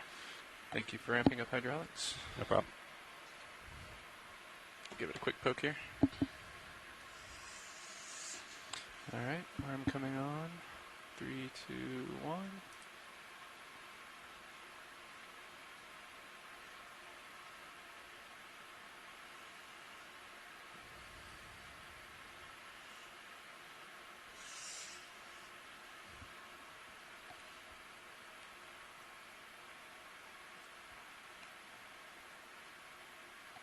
It's pretty loose there. Watch lead. Oh yeah, still pretty loose particles there. Yeah, if we can make kind of a mark and then let the sediment settle and have a zoom in on it, that would be great. Absolutely. Is that big enough mark, or do we need to give it more? A little bit more would be great. Copy that. Just to confirm. Nice. Drifting just a little bit. Is that mark big enough, or do we need to claw a little more? No, I think that's good. Interested in the composition of the sediment that's kind of underneath these smaller rocks and nodules here. Copy that. Stow the arm while the sediment clears.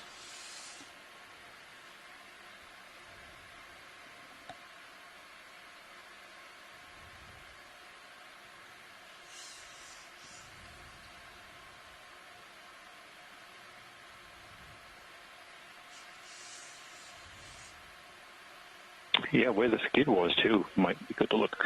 Oh yeah. At that to just be a little more broad. Yeah, that's perfect.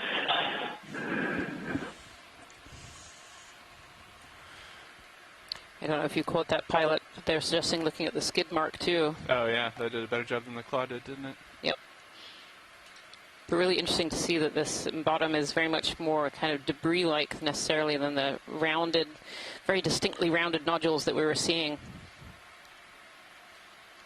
All right, I'm going to set up right here, and I think we can zoom in on that. Stand by. Yeah, definitely an evolution in the texture from everything being rounded, sub-rounded to now, a more come on, video? distributed mix of angular, rounded, large, and small. It does kind of lend itself to the idea of some sort of debris failure from the flank of the seamount. Oh, the shells. Yeah, it's really interesting here, Jason. Kind of in the front of the shot here, it looks almost like flakes, like pieces have kind of flaked off. Yeah, it just beat me to it. So, and I think we were kind of seeing that earlier, and Kira mentioned that we were able to see some of the texture on broken pieces, and it's hard to tell if these are broken or they were, it's the underlying shape of the pieces is broken, and then the ferromanganese coating sort of encrusted them. It's a really, really odd morphology. Yeah, it's strange enough. I wonder if we should suction sample some of this so that it could be identified later. Yeah, while we're here, I would be up for that. Yeah, do you have any targets in particular, or just a little bit of everything with the shells? Yeah. Okay. Yeah. You know, some of it looks like it could be shells, and it looks like others in the chat room have mentioned that as well. So I don't know that it is, but it, you know, certainly do we need to reposition it would be interesting to see that and, you know, a slope collection will hopefully you know, allow that to be identified. Not much. Yes, the pilots are just going to set up here to take a section sample of this debris material. So we'll give them a little bit of quiet to concentrate on their collection here. And back down. Maybe do like, you know, push down like 40 or 45, 50%. Copy and that. enjoy like that in, yeah. And then heading. Yeah, and that's what I would do. Okay. Are we going to be able to draw out okay here? Yeah, I might have to starboard wing in to avoid that rock. Other than that, copy that. Relatively stationary here. Hydraulics still up? Yeah. Copy.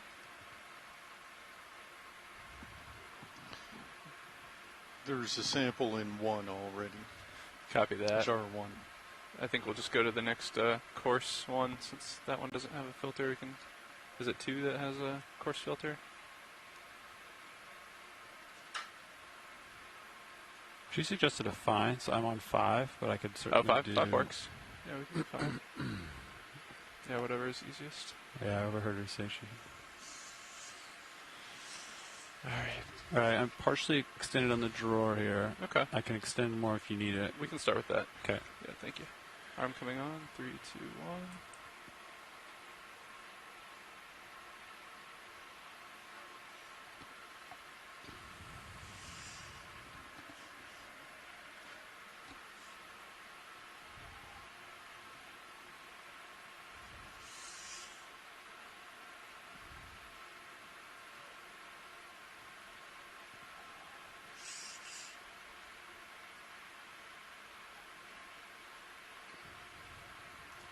I think that should be good enough. Could wrist left a little bit. See that? Yeah. If your shoulder azimuth to port maxes out, I can draw out a little more. You know, copy that. Catch my drift. I think that's a pretty good grab. And then once you get away from the drawer a little bit, then I can draw back in. Copy that. All right. I'm going to draw back in. Stationary. All right. Thank you. And then I'll get that sample box. Thank you. Just to clear the view here. I'm just going to orient the wrist here a little bit so we can see what we're looking at. And we can come on a little bit on the main HD if you can video. Thank you. All right, so I'm going to draw 5. Try to get a good look at those shells. I believe jar 5 is vacant. Nav, is that true? Jar 5 is vacant? Jar 5 is vacant. All right, great. Try to set it down. It looks like we're poking right there where the shells are. Let me know when you want me to begin suction. Copy that. I'm going to try to dig in just a little bit here. I think we're go for suction right about here. Does that look okay, watch lead? Yep, that looks perfect. Copy that. Let's go ahead and ramp up. Alright, that's 800. Let me know if you want more or less. Copy. Try to get some. There, we got some of those shells I just saw. I think that's what we wanted. Did we need any of the rocks here? Watch the. Looks like we got some. Yeah, I think a little bit of everything is good, so we can have another swipe maybe. Coming back in. Lifting up a little bit.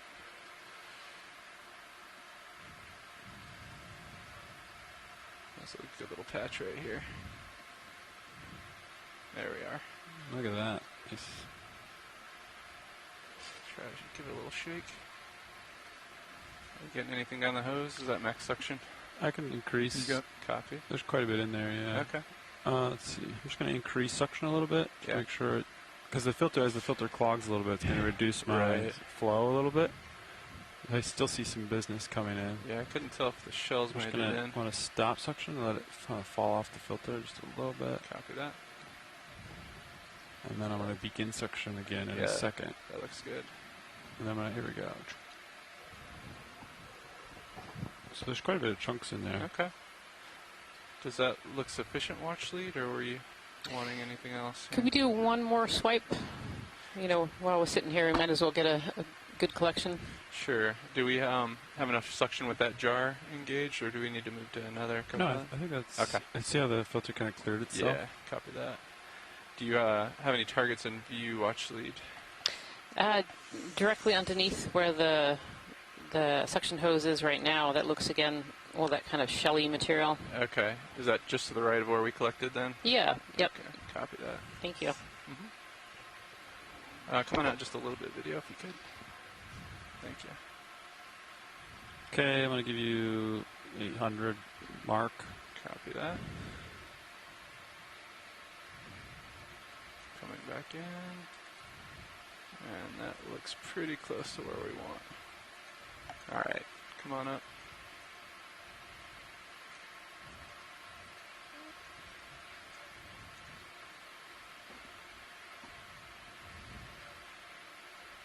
Pretty cloudy in my jar. Copy. It's good. It's a little bit more right there, maybe. Get a little scoop in there. All right, that looks great, pilot. Okay, I'm going to stop Copy suction that. for a second. I'm going to let the jar kind of settle off the filter. Mixing out. We'll stand by and see what we have in the jar. I'm going to kind of impulse it. Nice. Yeah, a lot more debris in there now. Yeah, quite a bit. Yeah, that looks like a really good sample right there. Copy that one. Okay. All right. I'm going to go to 6, and then I'm going to exhale whatever's left in the tube. Copy that. I can bring the hose up a little bit. Ready when you are. All right. I think I'm going to draw 6. Here we go. Clean that tube out for us. Oh, we still had some in there. Looks good though. Okay. All right. All right. Are we? Can we come back to full wide on the Zeus video? Okay. Copy. Thank you.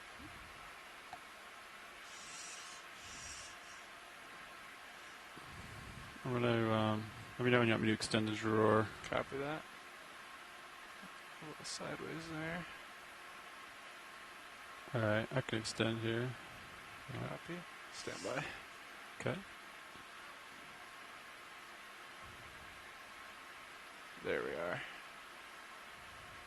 All right, let's go ahead and extend.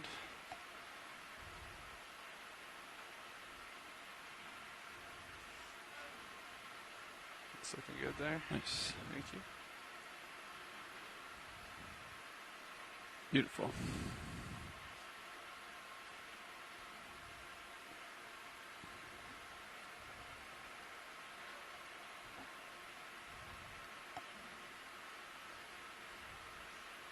Thank you.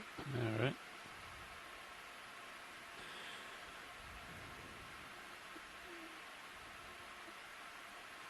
Much appreciated.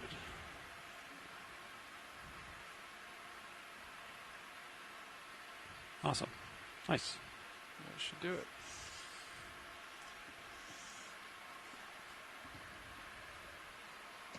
Thanks for the help. Yeah. Nice sample. Why, thank you. Take me off. And if there's nothing else, you can take your camera back to it. Yeah. Let's see what angle you're looking down at me at still. I think I need to push out a little bit. Yeah, I think what's happening is layback is like decreasing just ever so slightly. Yeah. Combination of layback decreasing and the last till the ship move kind of making it to me. We'll push up a little bit. We could do a quick snap zoom on this stick sticking up out of the sponge. That would be great as we go by. Sure. Go ahead and come on in, video. Nice and slow if we could. Thank you.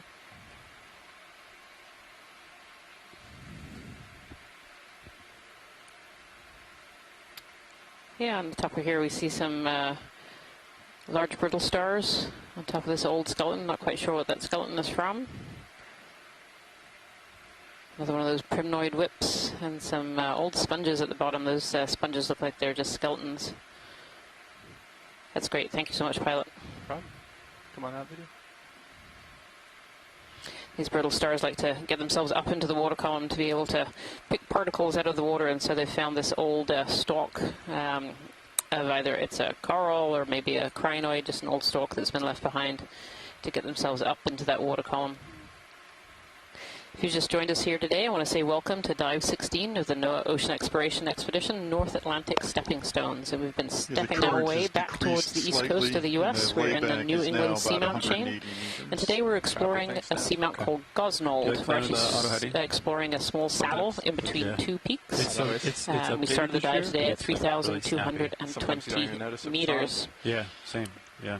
When we landed on this dive, we actually landed in a manganese nodule field and have been slowly working our way towards a more uphill area. The goal of today's dive is to try and transit a little bit up and see how the different fauna and geology changes through these transition zones. Bring just back up. Yeah.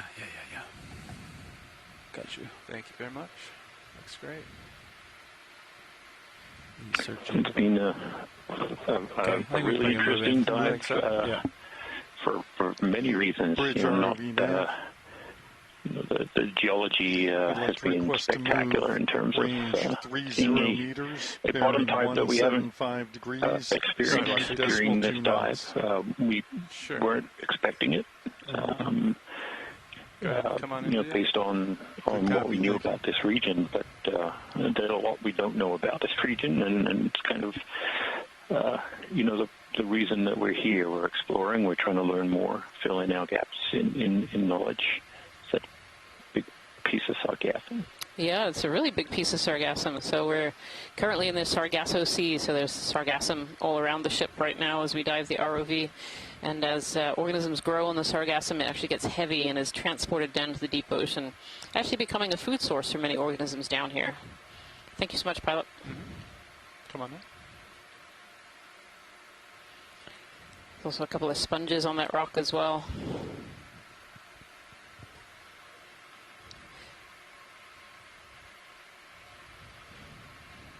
Thank you, video. So Jason, we landed in this area where there were really, really distinct nodules, so very, very rounded ferromanganese accretions onto that central core, that nucleus. And now, we just stopped and collected some material from this area as well to kind of compare. But it looks much more broken up. So is this still ferromanganese, or do we think that this is something else?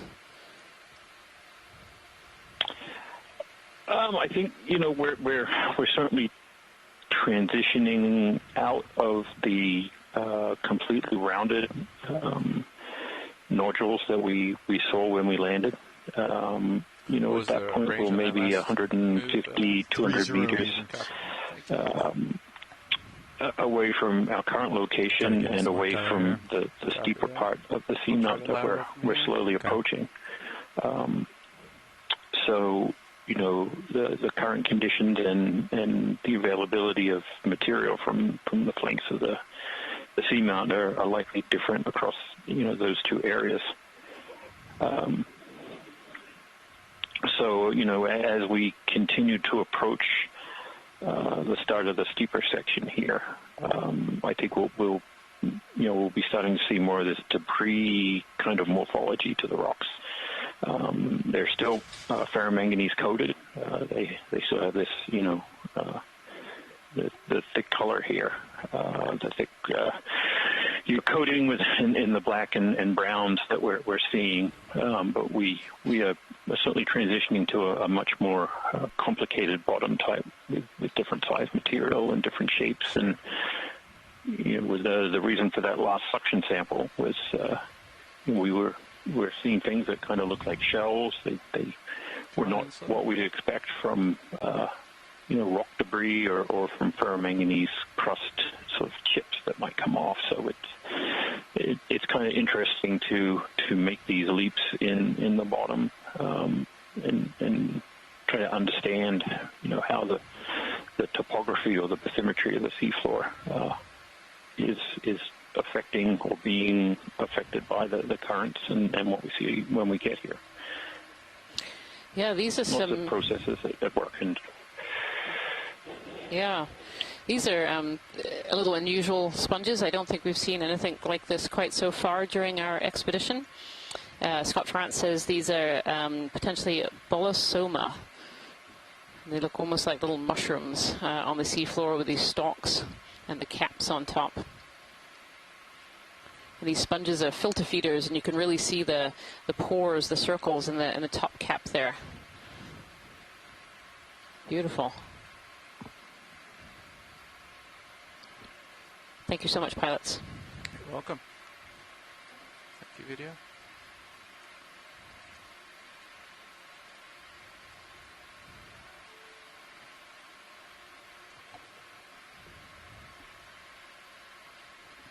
We can see more of these small primnoid whips, and actually you can get a good good idea of the size of these primnoid whips that we're seeing. Those lasers that you see, those two red dots, those are two harmless scaling lasers, and they are 10 centimeters apart. And, they're used to help us scale organisms and seafloor features as we're diving today.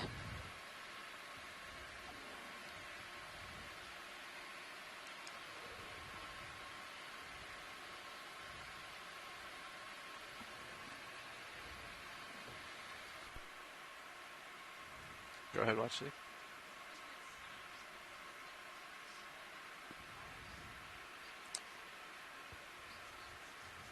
All these little ones. Try to find a larger rock with the one. Yeah, copy that. Copilot suggested we might be able to find one on a rock somewhere. It'd be a little easier to access. Like those two little guys? Yeah. On the right, bigger rock.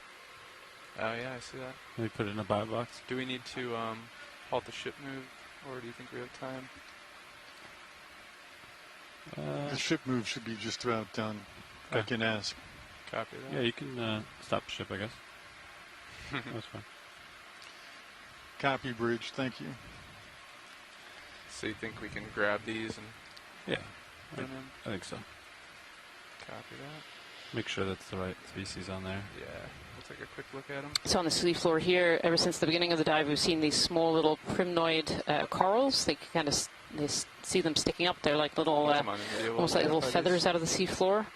And these are a little bit unusual and very, very characteristic of this area. So we're going to attempt to try and collect one. It's just finding the right one to be able to pick up because they are very, very small. I don't know if it's the right one on the rock. Yeah, it may not be.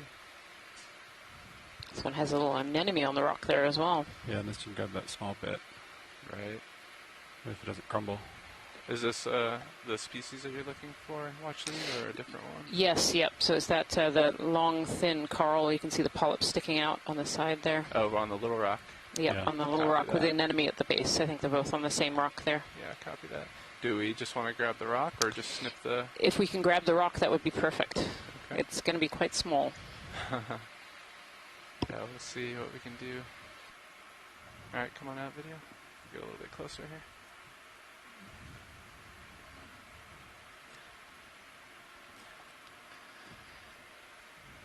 And we have plenty of time, Copilot? Yeah, I think it'll be okay. Copy. I'll let you know. Yeah, please keep an eye if you don't mind. Absolutely. So this should be accessible. Looks perfect.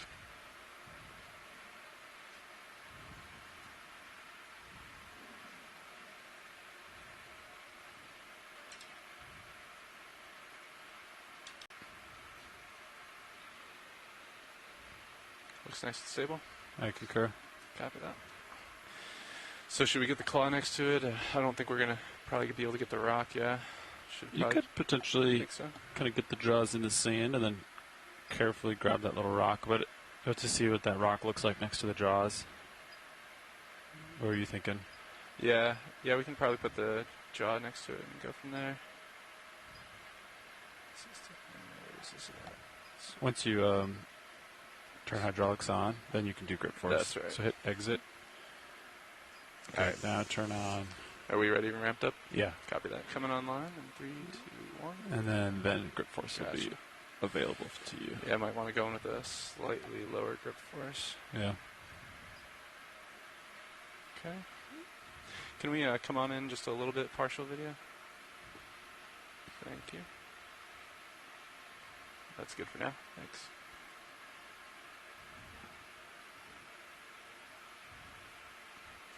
What bio boxes are open?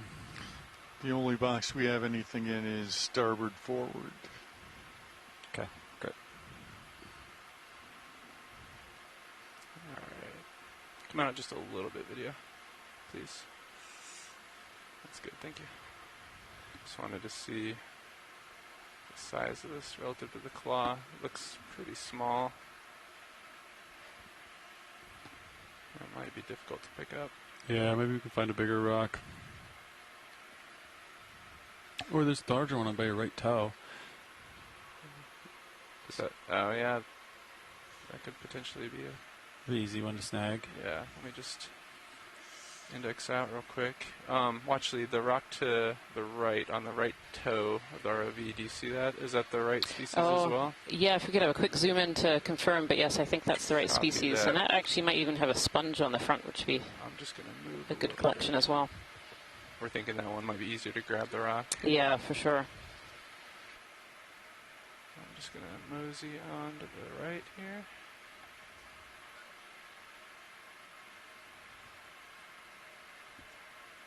I think we're going to have a little sit down here. I've prepped the port bio box. Copy that. Alright, we can come on in video and just identify this real quick. Make sure it's the right one. Nope, right there on the right. Yeah. Yep, that's the right one. Copy that. Thank you. Come on that video. Thank you. I just wanted an ID on it. Yeah, that's perfect. Excellent. Is that full wide video? Thank you. Alright, you said port bio box is what we're going Yeah, for? let's just do port side. Copy that. Coming on.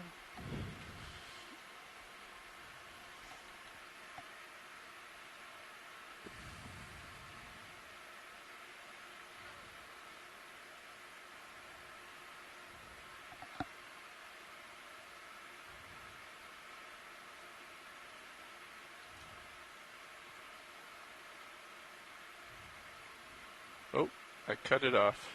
Sorry there it about went. that. I don't know if it's going to come with it at this point. Might be worth trying to find a different one. So sorry about that. Yeah. Yeah, it's going to come right off. Just trying to... Go ahead, video. Oh, yeah, I don't know if that's on a rock that we can actually grab the... This one down on the front, right? We could, yeah. Are these too delicate to suction sample, watch lead? I think we could suction them on kind of a gentle suction. If the rock is small enough that it would come right through. If that's an option, we can certainly give that a try, or we can hunt for another rock for you. Yeah.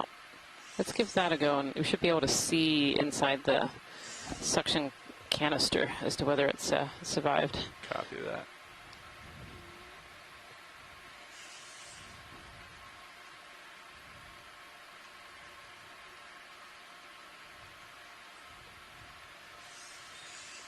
Okay, so what are you thinking? Yeah, are we too close to it to draw out a little bit and get a good angle on it? Or, yeah, I probably need to move back just a little bit, actually. Let me just scoot back a little bit. You could suction the one that actually got cut off of the rock. Yeah, I was thinking we would try that one and maybe get a bonus on the right there. That should be enough room there. Alright. Yeah, I think we can draw out a little bit here. Thank you.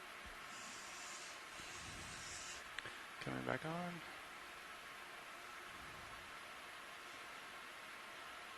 You can draw out further if you want. Yeah, that's perfect. Thank you.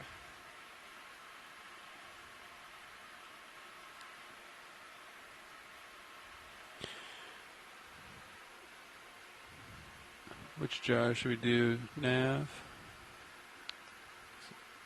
Why not 2? Copy that.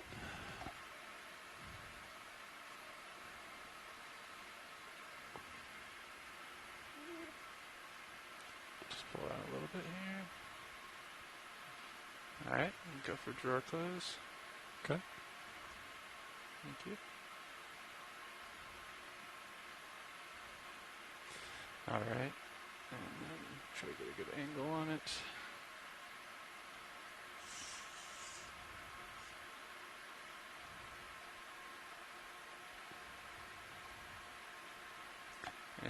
if we could come in just a little bit video, that'd be great. Got mini Zeus too. Thank you.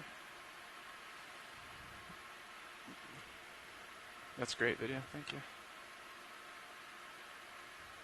Let me know what you want. I'm going to start maybe 300 or something. Yeah, 300 would be great to start at. It's 300. Try not to get too much sediment along with it.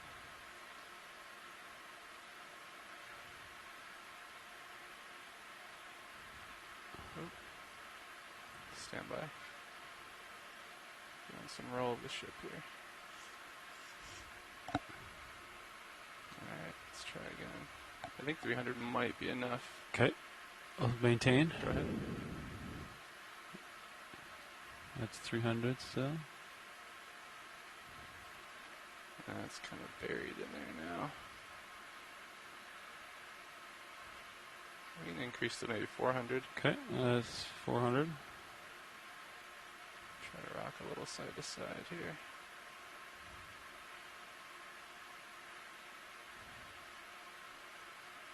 I think we're pushing up against that rock there.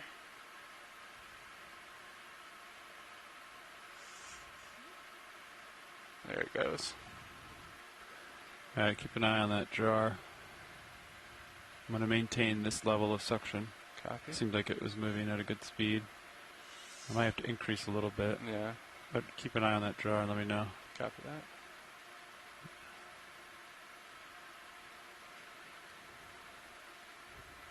I could increase a little bit, I guess.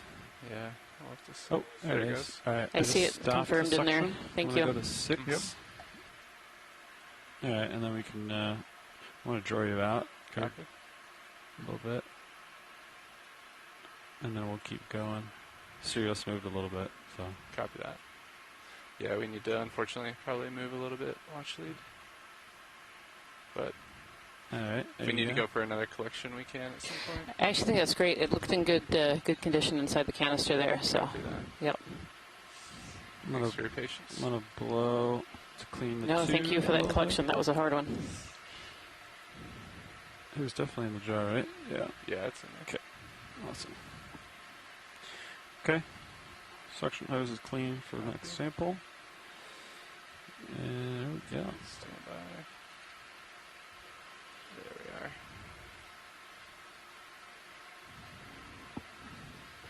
we are. Okay.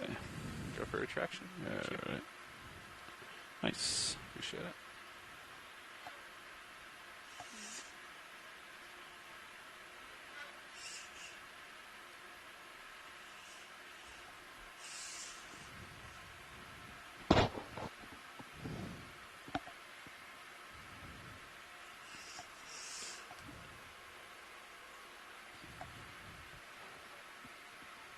I can mini Zeus up.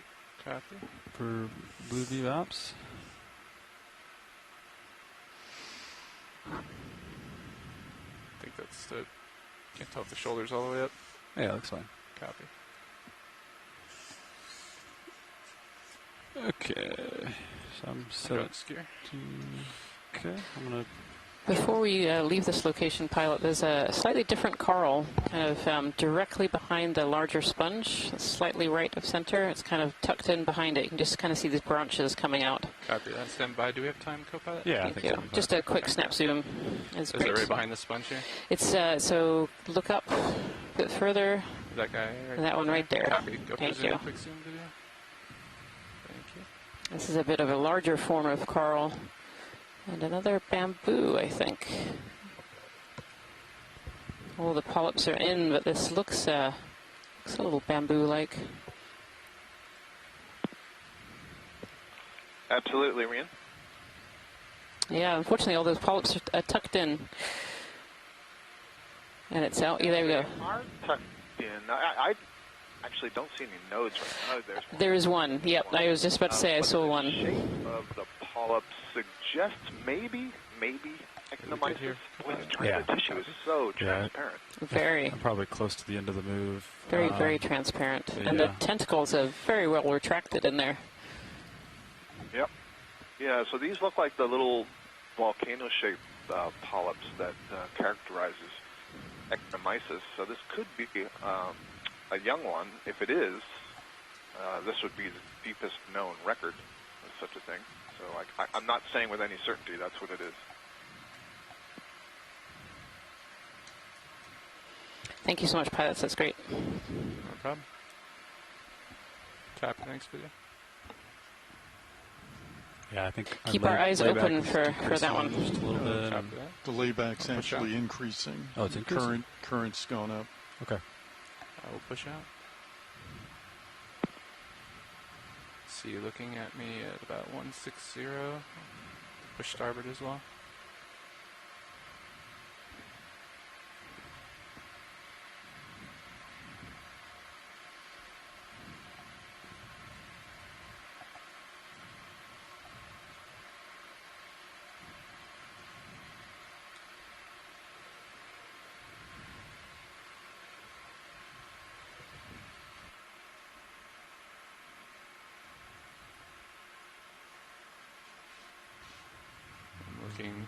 Heading 175. Yeah, my heading's like is being blown off just a little bit from its set point. Got that.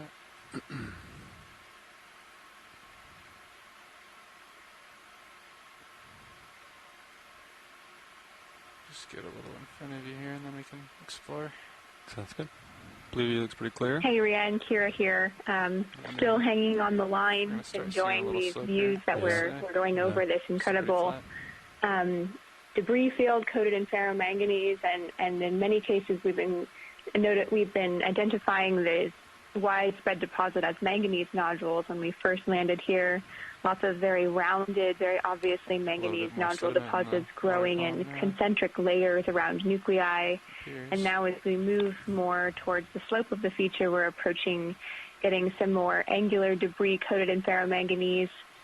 When you stop calling it a nodule is a bit of a difficult distinction. Typically you use that for rounded concretions that grow in these concentric layers as they precipitate from seawater and sometimes from fluids that are being released from the sediments. Go ahead, but we can definitely still see this very uniform debris field coated in ferromanganese. And we're trying to figure out what could have provided all of the nuclear material for this deposit. Is it volcanic debris? Is it material that's fallen down slope? And this really high energy current environment keeping this region totally free sedimentation, and so allowing a lot of this ferromanganese to precipitate and create these nodule deposits and coated debris fields, and some of these larger rocks looking like coated cobbles, maybe large pieces of debris. This one coated in ferromanganese, but also this interesting white. Yeah, I just, we've seen a couple of these ripples, and we weren't sure if they were worm tubes or sponges, but I think we can confirm they're actually sponges forming these funny lines. When I first saw it, I thought it was a different color on the rock, but it's actually a sponge kind of coating the edge of this. Thank you so much, pilot. No problem. That's clear.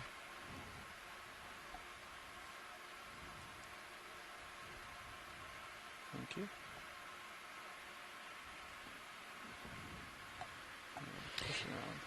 Yeah, it's really interesting to have landed in that nodule field. That wasn't at all what we were expecting on the dive this morning. And so far we've seen some really interesting biology, mostly small forms. So where those nodules are very mobile, if you were there at the beginning of the dive, you will have seen the pilots gave it a poke and kind of moved it around, and it was very, very easy to move. And where you get that movable bottom, you don't tend to get these larger forms. But now as Kira was saying, we kind of moved into this area where we're seeing more of these larger boulders. And so we're starting to see a little bit larger in terms of the fauna down here.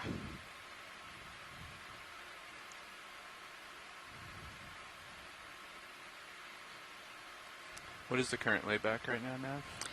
This little tumbleweed of sargassum going by on the bottom left. It's the sargassum is up in the upper water column. We've seen a few actual large pieces so far on this dive. It's a lot of layback. And it's an algae, a photosynthetic algae that lives in the upper water column. But as animals grow on it, it becomes heavy and heavy, Same as last. and then eventually drops down to the sea floor. That works. Thanks, Nav. Tumbleweeding its way across this bottom here. Bridge ROV nav. I'd like to request to move range 30 meters. I feel like we're seeing a little bit more in the way of kind of larger patches of sediment in between some of these kind of this debris. Seeing more of that glinting. It kind of glints out white, cream color. And when we first landed, there was just none. It was a field, a mass field of these ferromanganese nodules. And here in the distance, you can kind of... I would guess that as we... Oh, go ahead, Kara. Sorry. No, go ahead. Oh, I was just going to briefly add on to what you're saying that, as we move towards this slope, we're probably seeing some more downslope material leaving those areas of exposed sediments. It's just amazing. It's so fun on these discovery-based dives to see what we find down here. We might very well have also seen a ferromanganese pavement coating rocks, because they're seeing enough sediment accumulation in the past. It's created this environment where these coated debris and nodules can form. Just so fun to see this as we dove between the saddle between these two peaks. Not impossible to find, but definitely exciting to find this type of morphology here. Trying to decide if the current shifted the other direction or not. Or if we just turned around a little bit.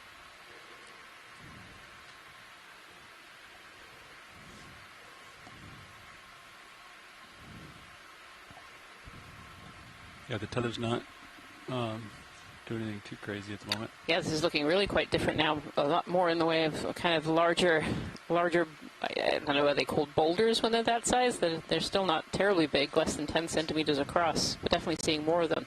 Oh, pilot, on the left-hand side here, I think is another one of these bamboo corals. Copy. And this might potentially be a target for a collection. This one's a bit unusual and has the scientists in the chat room here a little stumped. Copy. Set down for a zoom here. Ship move currently underway now. Yes, it is. Copy that. We can go for a quick zoom here, video. Is this the one, watch lead? Yep, that's the one. We're going to take a look at it. Scott France is on the line. I'd appreciate his thoughts, but this looks pretty similar. Do you want me to stop the I am still here on the line. Yeah, if they're going to go for a collection, perhaps we should. It's, it's certainly, this is the bamboo coral we were looking at earlier. It's got that really thin skeleton in there and very transparent. Could we come to an easy stop, actually please? see the polyps are extended this time, not contracted. Thank you, I can see on one of them sticking out to the left, you can see there's some bright white lines between the tentacles. So I'm presuming those are the needles. I can't quite see the needles, but I presume that's what they are. Intertentacular sclerites that help us narrow this down. I don't know, Rian. You know, it may be that it's too small, and that's why I can't really distinguish it. It's got interesting shape to the skeleton. You know, you can see that it's really wavy. It's not growing very straight. Thank you, Bridge. Interesting angles. It is interesting because I usually think of the bamboos as having really quite straight skeletons. You know, they'll branch off, you know, periodically, but those branches tend to be very, very straight. So this one's definitely a little bit different. And it's really curious to see two small ones. Yep, and it's almost like a well-organized bramble type, you know? Right. Exactly that, but that's the closest I can think of in terms of this very irregular branching. Very irregular. Copy that. Yep. Clear video. Come on out. Can you tell which rock it's attached to? It's hard to say, isn't it? That Pretty little one almost large looks like it's polyps popping up the relative big to one, the size maybe if we get Menzies on it. Yeah. I'm stumped. Come on out, video. Yeah, I think we're going to actually collect a little piece of this one, Scott, if we can, because this one is definitely a bit unusual. Yeah, I can't even see where I couldn't see nodes clearly enough to know anything about the branching. I suspect it's internodal branching, which would go along with what I said earlier, that maybe this is what do you think as far as a very young colony of an ectomyces. But as I said, this is extraordinarily deep for what we know about to that the right genus. here. I don't think that genus we know from deeper than 2,000 meters. For that. At 3,200, that would be very unusual. Not at the moment. We could try Yeah, it'll be very exciting to it'll be very exciting to see this collected. And so this is a good time to remind everyone that collections from this research expedition and everything from the Okeanos Explorer actually goes to a national repository. And so when we make collections, we preserve them carefully, and they go to a national repository where any scientist from around the world is able to collect those and take a look at those specimens.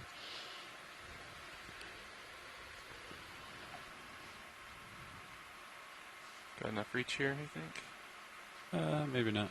Try turning to port a little bit. Get closer.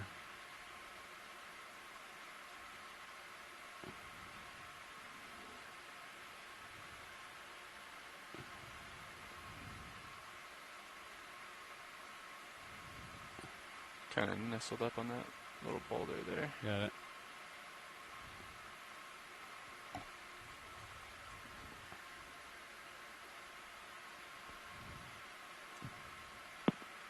Feeling some tug or some current, I can't tell.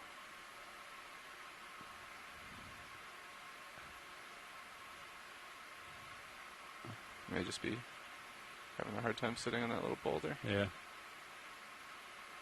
Yeah, because I don't have a skid down. I think it's just bouncing on that boulder. Okay. But we might be able to get stable here.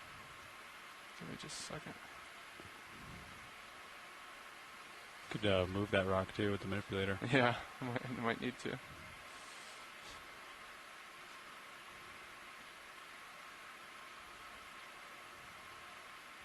Yeah, I don't know if we can get close from this angle watch lead with our current tether. There's a little boulder in front of us, so we might need to move first. Okay. This guy right here is making it difficult to land. Oh, I'm not sure if that one will move, but... Yeah, it's quite large. Oh. What do you think, co-pilot? I could maybe... Yeah, you can see where your skids need to be. Yeah, let me try to position myself with that again one more time. Yeah, you can probably move it. With the manipulator? Yeah. Yeah. Okay. Just bring it off to starboard. Copy that. And then park right there. Let's give it a shot. Yeah, I think we can handle this one. Watch lead. Give us just a second. Great, thank you. Mm-hmm.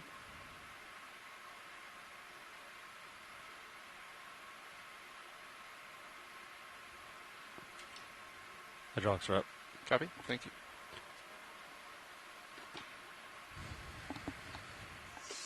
Yeah, and then you can just swing it starboard. 3, 2, 1. Copy that. Arm is live. Or closer to the sample. Yeah. Whatever. Somewhere. Give us more room.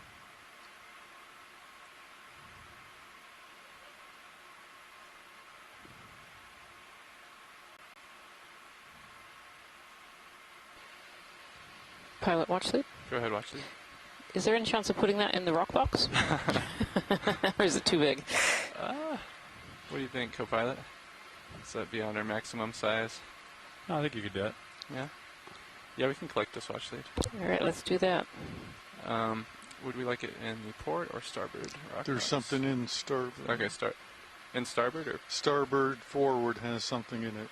Okay. A geological sample. Copy that, so we'll need to open the drawer. Stand by. Let's set this down. The port forward's vacant, is that correct? According to my documentation, it is correct. Awesome.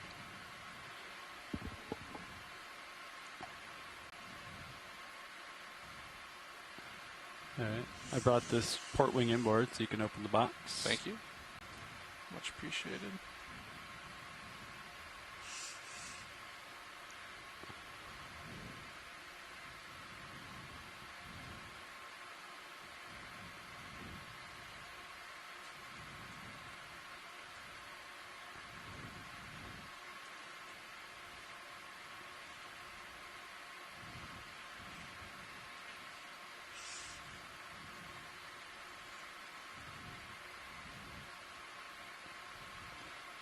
Now we can collect the watch lead.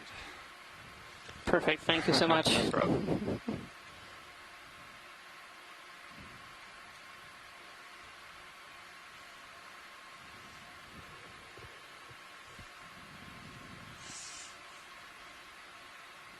Pretty high up. Okay. Watch this camera. Yep.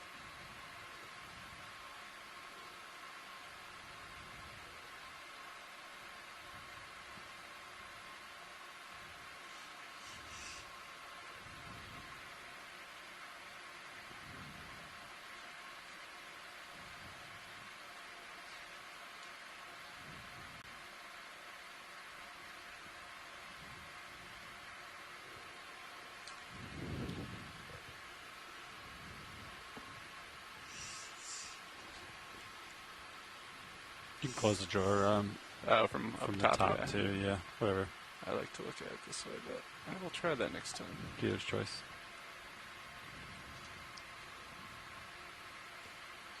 Nice. Awesome. Almost. All right. That works. Thank you.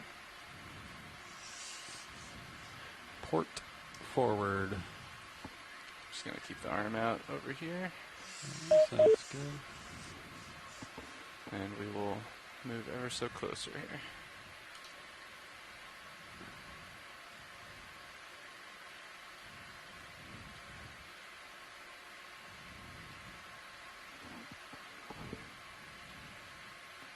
How is Sirius settling out? Good. Right. You're off to my port side, but you're still in view, and I think I'm probably pretty much done moving. Copy that. I'll try to avoid the sponge off to our port there a little bit. Okay. You think that's enough reach? Yeah. I'm curious to see where he's attached. Give that just a second to settle. Yeah, it's hard to tell, isn't it? Yeah. Maybe Mini Zeus might give us the answer. Yeah, we'll definitely zoom in. Do you want to zoom in with Mini Zeus first before I stick the arm in your way? Or should we go? At the same time, it's fine. Okay. Coming on, 3, 2, 1.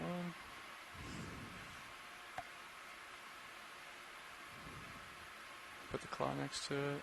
And yeah, if we could come in on Mini Zeus video, that'd be great. Video, do you need more light on the mains? We got enough? Okay. It's quite small. Yeah, I'm curious what it's attached to. Looks like it's attached to that kind of nodular one right there, right? The larger one? Yeah, the one. Yeah, it might be. That's what it looks like.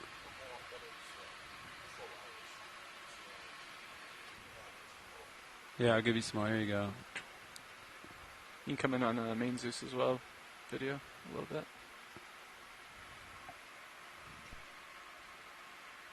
Yeah, I'm thinking that one. Yeah? Right? I could try to move the rock and see. Yeah, like give the rock a nudge. Oh, yeah, I think you're right. I see it attached right there, yeah. See the circular? Yep, from this angle. And if you can carefully... Put that in the bio box? Yeah. Okay. Yeah, I think we can do that. Okay. Retracting drawer. Retracting pins. We'll go for port. Okay. Let me get a good angle that will not disturb it. Go for a lighter grip force here too.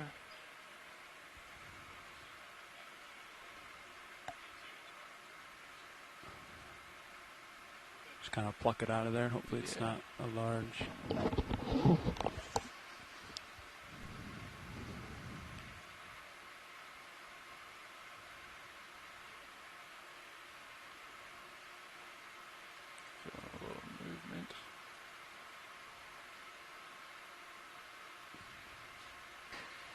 Very nice. Got it in my fingertips. Let's see if it stays. Okay. I'll follow you with Mini Zeus. Copy. If you want to just... You want me to draw out? Yeah, please come out there. Alright. Port side should be ready to go. Copy. Do we need to zoom on this, or are we okay? No, I think let's stash that so that's safe. Thank you. Yep. Alright, we going port inner or outer? Whatever you want. Dealer's choice. Does look a little precarious. I would probably go inner. Inner. Just in case it crumbles or drops.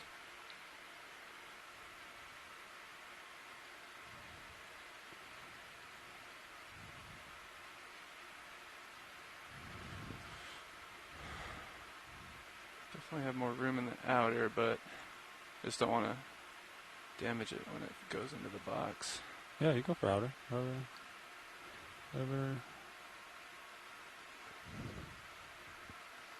Yeah, let's go for outer if we can. Sounds good.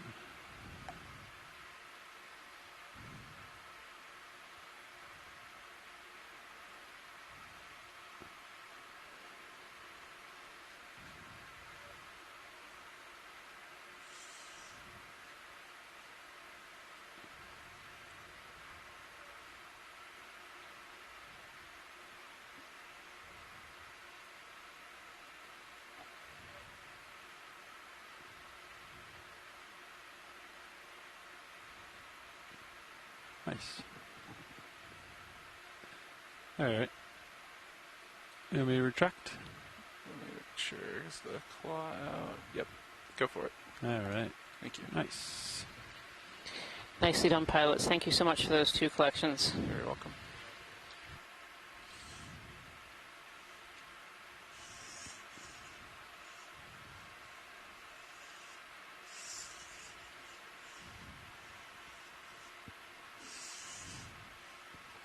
Nice. All right. Looks great. I turned to port a little bit to keep you in view. Just keep that in mind. If you come starboard with me. Taking off. So I was just informed that the USBL on Sirius isn't tracking properly. The readings on D2 should be correct, but you can't trust the ones on Sirius. Okay. It's going in and out. Okay. All right. Let's get our heading back southbound. Copy that. So I'm turning to starboard with you here as you come over. Sounds good. I'll lateral starboard. Oh, we got a fish ahead of us. Ooh. Go in our general direction. We might be able to get a zoom on him. Here's a fish. Okay, I'm lined back up. Fortunately facing the other direction as always. Swim away, swim away. Yeah, won't be able to get a good look at him, unfortunately. Yeah, unfortunately I don't think he's facing the right direction for an ID, sadly. Alright, we can come on out, video. Okay, I'm lined back up, kind of the 175 marker, pretty close to 180. My set point is at least. I think we can get another move in. Unless there's something exciting right here. Is 175 still the angle, or do we want to turn a little bit more westerly? Yeah, I don't know if waypoint 2 is a hard target. I think we No, the targets aren't hard targets. Okay, just uphill. And we don't have any... Just follow the interesting terrain. Okay. Yeah, sounds good. 175 works. Bridge ROV nav. I'd like to request a move. Range 30 meters, bearing 175 degrees, speed decimal 2 knots. So if you're just joining us today, I'd like to say welcome to Dive 16 of the NOAA Ocean Exploration Expedition North Atlantic Stepping Stones. Good copy, thank you. And we've been stepping our way back into the east coast of the U.S. along the New England Seamounts. We started at the Kona Rise at the beginning of this expedition and been working our way west. And so today's stepping stone that we're examining is Gosnold Seamount, and we're actually in a little saddle area in between 2 peaks of Gosnold. And we started this dive today at 3,220 meters. Bring hydraulics down. Copy, thank you.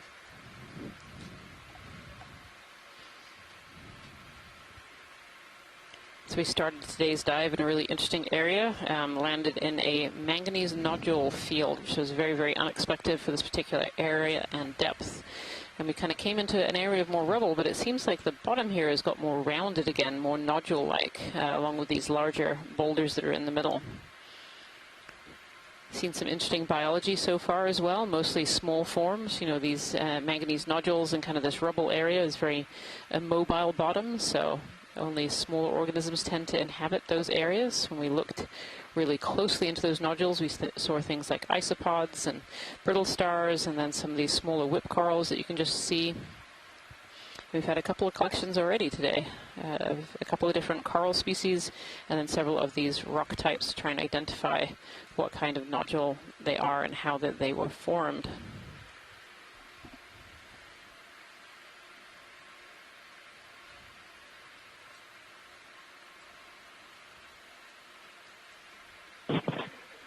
we're definitely seeing, and it has been noted in the chat that, the bottom seems to have this kind of ripply, undulated nature to it. It's not, when we first landed, the pavement was very, I won't say flat, but it was, it didn't have sort of undulations in it. It was all kind of at the same level.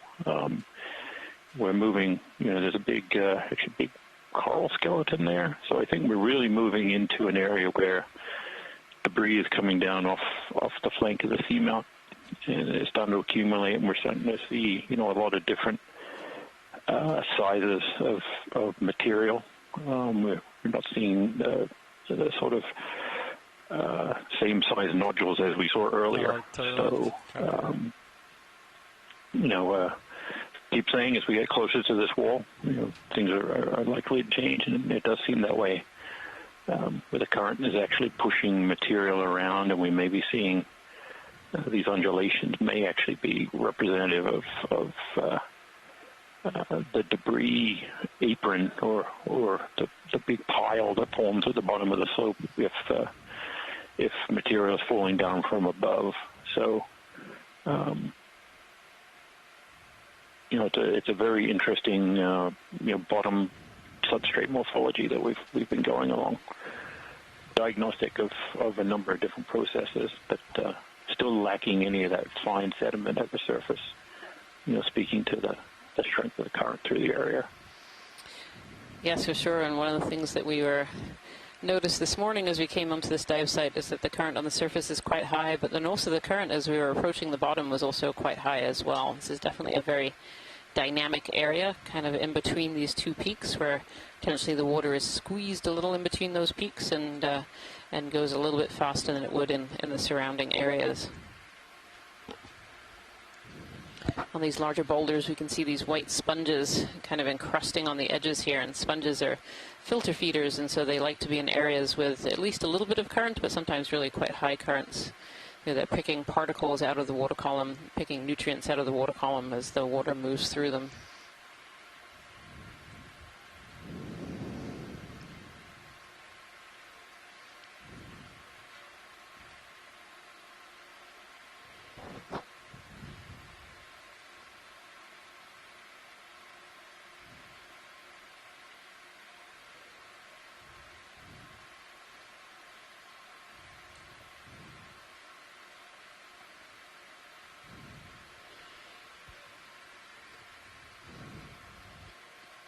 Definitely seeing some of those stripes, Jason, potentially those ripples in the seafloor here.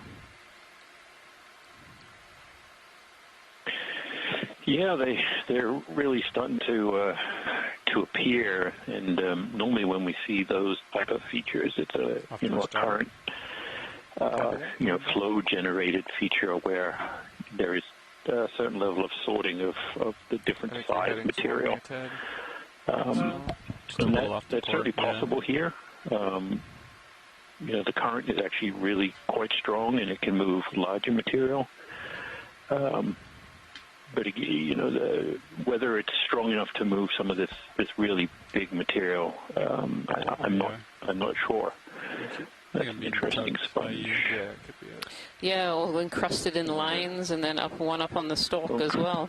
Coming back towards you. Okay. Yep. That's pretty fascinating. So, it's really not as clear as normally would be in a more sedimented area that it's the current pushing everything around to form these ripples, or it's reflecting a different process.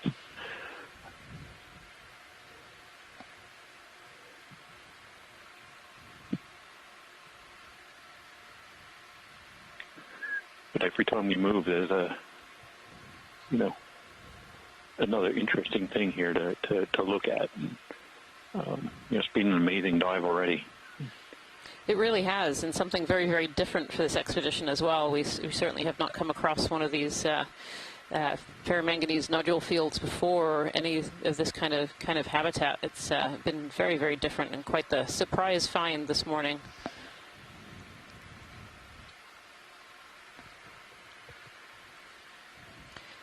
Pilot, this is Watchlead. Go ahead, Watchlead. Could we zoom in on the Sea Star? Yeah, It's a Brisingid. Slowly making my way here.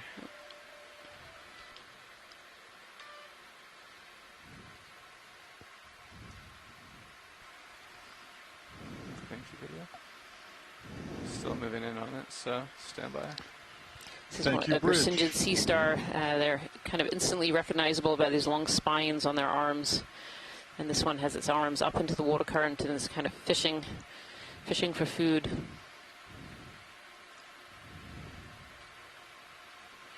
These Brisingids pick particles out of the water column. And so they use those long arms to catch particles and then bring them forward into their mouths. And the mouths are actually underneath what we're seeing right now. We're kind of seeing the back, the top side of the Sea Star here. Thank you so much, Pilot. See a crinoid on the rock there as well, some forams, potentially some bryozoans. You know, every time we zoom in, we see a lot of life around the bottom.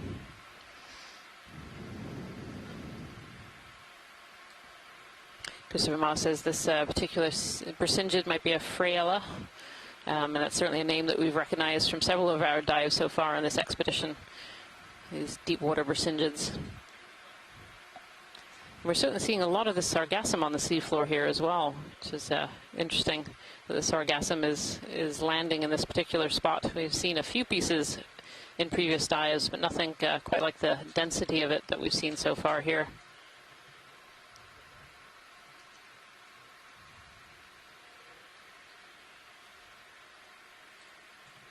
And interesting, the bottom here, you know, on the right-hand side, we could see those really distinct rounded nodules, and then here it's kind of more of this debris that we'd zoomed in a little bit on earlier. Serials tracking in probably 15 minutes. A bit of a change. Yeah, Nav made us aware of that a little bit ago. We snap zoom on this sponge in the foreground. foreground. Yeah, it really got more finer in terms of we're not seeing so many more of those nodular features anymore. It's more of this. You know, almost piles of just rubble. For sure, yeah. You can little bits and pieces of cobbles and boulders here and there. Yeah, yeah. You can really see in the background there those pieces. This is a beautiful sponge here too, and there were some of the soft corals, and in the background you can see those little primnoid whip corals that we had seen earlier, and actually managed to collect one of as well. There's a beautiful crinoid on top of the sponge, and you can really see the texture of the sponge, kind of this knitting together of these spicules. So these sponges are made out of spicules. This one is probably silica hexactinellid, and those all knit together to form this structure. Really beautiful.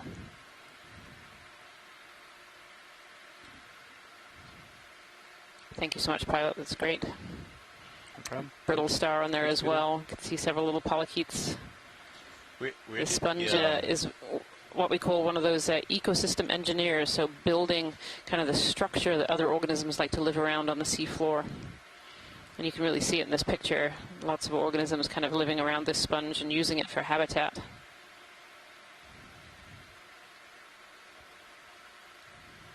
Nice job. Copy, thanks.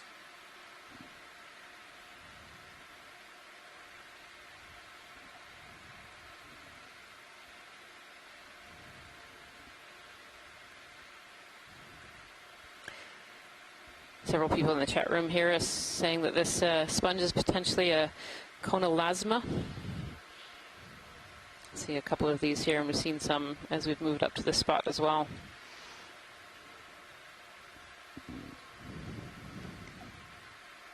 So this research cruise is brought to you by telepresence. So telepresence not only allows you to be able to see the seafloor in your homes today, but also by scientists from around the world. And in the background here, you'll hear us talk about scientists in the chat room. And there are scientists from all over the globe that are helping to identify organisms and seafloor features today and on each of these dives. And we really appreciate their expertise in helping us to identify what we're seeing. Same as last? I think so. How do you feel about a move, co-pilot? Well, we just lost the Sirius Center. Yeah, how do we want to... we did that... I think we lost that in the shakedown as well on one of the dives. That just looks like it's coming back. It's intermittent. Yeah, I mean, if you come up and we do like a little scan, but what are you at, 60 meters?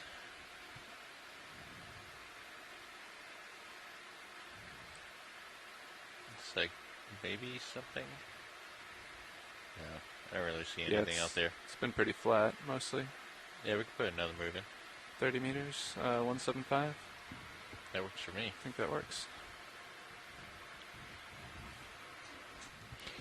There's an interesting conversation in the chat room right now about these small little primnoid whip corals that we're seeing. Every time we get close to the seafloor, you can see these little short little whip corals, not more than 10 centimeters above the seafloor, and just how mobile the seafloor is. You know, we're not seeing a lot of those big forms that we've seen on some of the previous dives of this expedition, where we're seeing corals that are several meters high.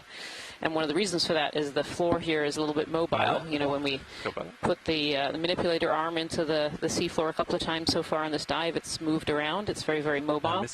Just put in another move. And so it really can't sustain those large corals. So, but we are seeing these small little primnoid corals, which suggests that it's not extremely mobile. It's not moving on a regular basis to allow these smaller, shorter corals to be able to live and grow there.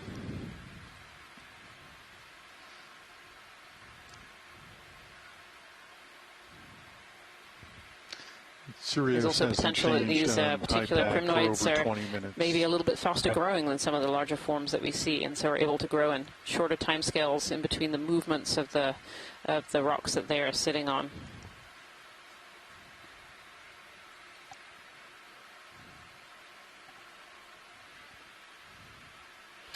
Oh, pilot watch lead?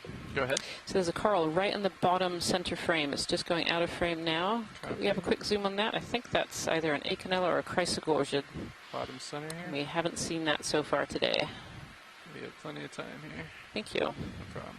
Is it the one right under the lasers here? Right to the right of the lasers there. Right, yeah. Gotcha, I see it. Go ahead and come on into you. Very hidden. Yeah, it blends in. Nice spot.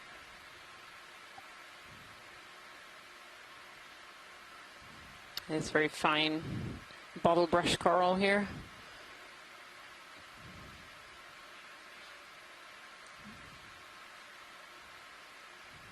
Yeah, I think this is a Chrysogorgid. We'll wait for Scott to chime in. I will chime in that I concur with that that guesstimate. Very large polyps. Yeah, large polyps, relatively large polyps on a very fine skeleton, very, very thin tissue. You can kind of see underlying that the skeleton itself has a sort of goldish color. The Chrysogorgiidae translates as golden coral. And one of the keys about the Chrysogorgia is the very regular geometric pattern to the branching. So much so that one of the characteristics that used for describing the species and identifying the species is to count the number of revolutions of the main stem as you're going upwards to where a branch comes to overlie a branch below it, and whether it's rotating to the right or left. So when you read species descriptions of this, you see 3L2, 3 turns to the left would give you 2 branches, that kind of thing. Oh, interesting. General Chrysogorgiids are very regular geometrically. Ah. There. There's some pretty big amphipods in here, too. Just going to check your blue view out. Copy that. That's really great. Thank you, pilot. No problem. Pilot's clear. Take your time, video. On the seafloor here, we're starting to see those regular nodules again. So we're out kind of on the rubble and more into the regular rounded nodule shape again that we really started this this dive in. So that's really interesting as well. We're jumping from patch to patch, from nodules to other things, and you know, as we move up slope, I think we'll start to see more in place or larger material that may you know, reflect another one of these transition zones. Still underway, correct? That's correct. We keep saying we're going to get to the slope. and we're slowly going up it. It's just not as abrupt as some of the ones that we've been going up on previous dives. So Yeah, we should definitely say the slope is not as dramatic. Definitely not as dramatic as some of the slopes that we have been on, or even the steep cliffs that we've been on during this expedition so far. This one is definitely more of a gentle Sunday drive on this Friday.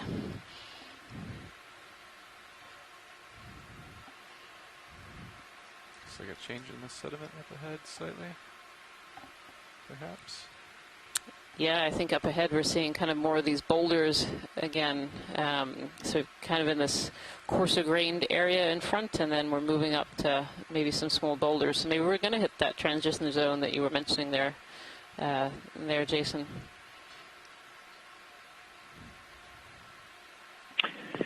Yeah, no, I think certainly you should start here, and keep my eye on on the Blue View sonar. Folks at home can see that on the Stream 3. There's a quad screen display of a bunch of different tools that are being used by the pilots and Rian and myself and others to get a sense of the environment around us beyond just the visual. And the Blue View, which is in the bottom right-hand corner of that feed, sort of is a sonar that's allowing the pilots to see up ahead, see what's coming, so they can make decisions about driving the vehicles, and we can use it to sort of get a sense of what might be up ahead and what we can expect to see. So, and also on that quad view, the top right is the high-pack screen, which is a navigation screen showing the position of the ROV and Sirius, all on plotted on top of the symmetry. Thank you, Bridge. Of the region, and then the pilot GUI, so you can see a lot of the information that the pilots are using to fly the vehicle. Which one? Over the bottom. Bright yellow, okay. Well, both vehicles. Come on in. And then there's the view from Sirius, which you can see on Stream 2 in bigger format.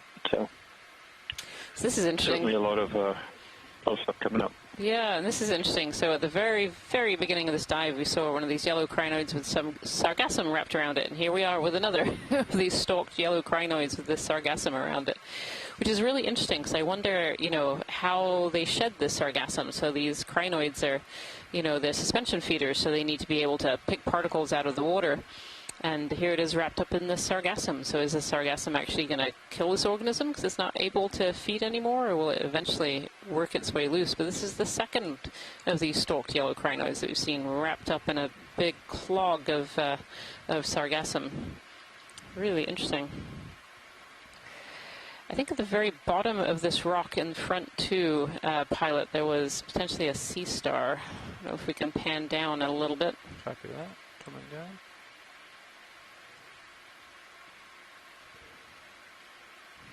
See more of these soft corals. Brittle star, I think. A little brittle star wrapped around. Come on in, video. Nice and stable here. Might as well get a shot. Yeah, this one's definitely tied itself up in knots. You can see the beautiful spines on this brittle star. And I think it's kind of sitting either, so there's a little old fossilized coral stalk that's sticking out from this rock, and the brittle star is actually wrapped around it. You can just kind of see it poking out towards us. Beautiful.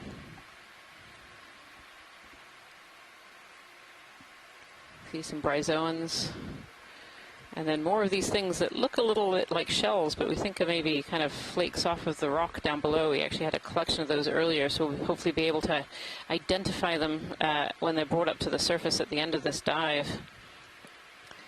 So if we're still here, can we get just a quick look on the top of the rock back where the crinoid was, just to its right? To the right of the crinoid on top of the rock. Yep. Yeah, there's some yellow net-like structures. Just want to verify that that's what we're seeing.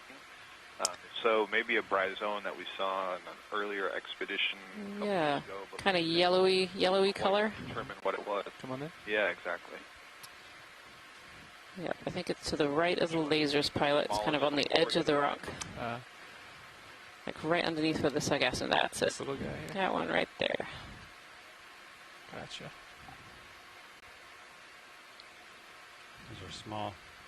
Yeah, I think actually that one might be a hydroid. I can see the polyps on that one. I agree with you. Yep.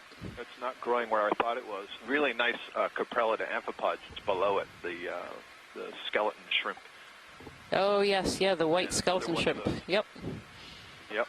Doing okay. And then another one, yeah, this is the third or fourth of those really spiky sponges that we've seen in the background, which I suspect is the cladorizid. Thank you for the close-up. That's good. That's definitely new for the day. Thank you so much, pilots. Absolutely.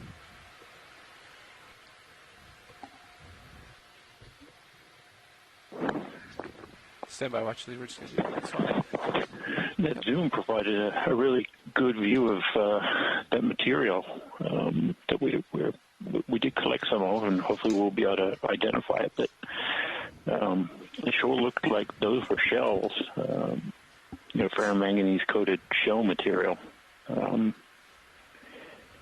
It rather than being little pieces of rock. So that's really interesting in terms of. We haven't seen a lot of large shell debris on these dives, so where is it coming from, and what does it mean in terms of this sort of nodule field? Yeah, it's really interesting. A lot of unanswered questions so far. Definitely a lot of unanswered questions, and I'm glad that we managed to collect some of that rubble earlier, that hopefully we can identify whether it is shell pieces or something else. And in amongst those, there were pieces of urchin test as well. So these hard urchins, when they die, their kind of hard outer shell breaks up, and you often find that in rubble piles on the deep sea floor, and there was definitely some of that in there. So it's really be really intriguing when we open up those suction canisters and find what's there. Okay. It's always a little bit exciting when D2 comes back to the surface with all its loaded with prizes, and we get to go and unload the D2 baskets and have a look what the collections were for the day. That's certainly the fun part.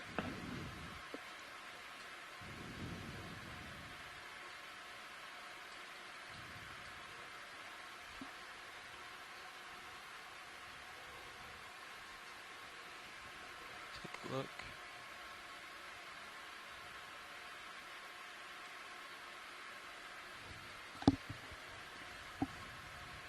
Looks like we got Roland over there now. How you doing, Roland? Oh, okay.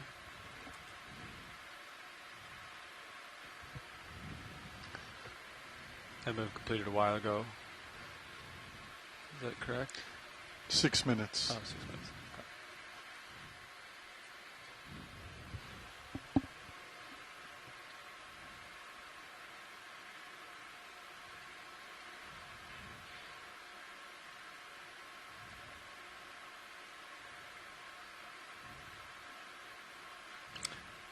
Pilot, this is Watchley. Go ahead.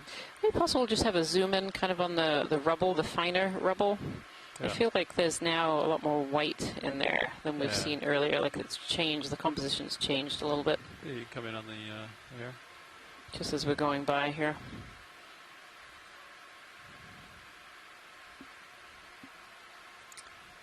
Yeah, this looks quite different, Jason. So a lot more, yeah, definitely more of that kind of rubble, potentially shells.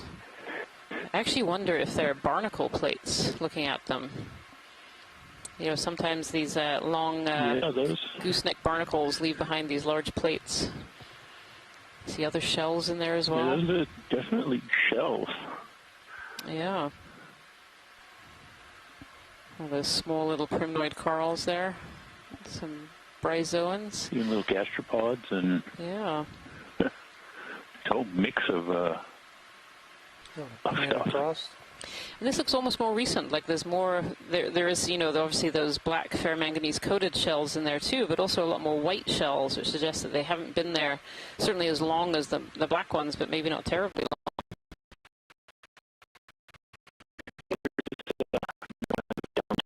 long. You know, and I think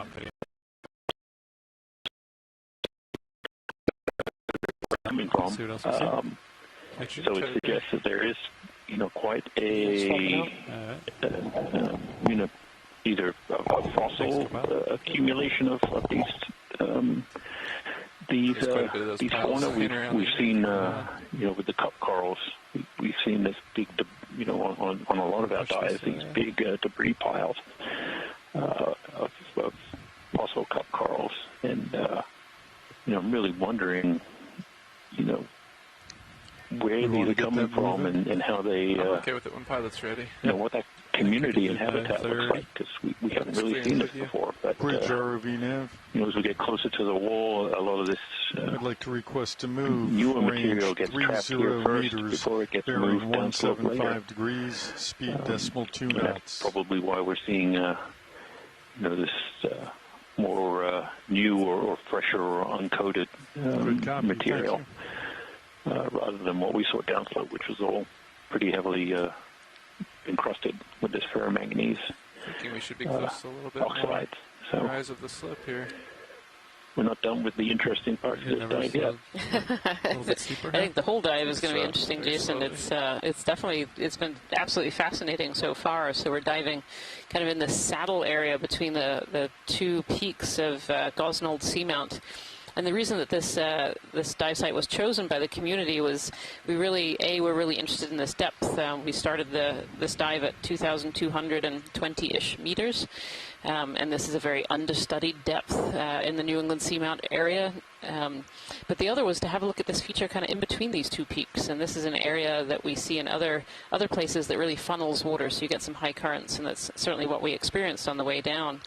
And so it would just be a little bit different from diving on an area which was, maybe a ridge arm or one of these other features coming off of the seamount. Being able to dive in this kind of unique V-shaped feature is really interesting.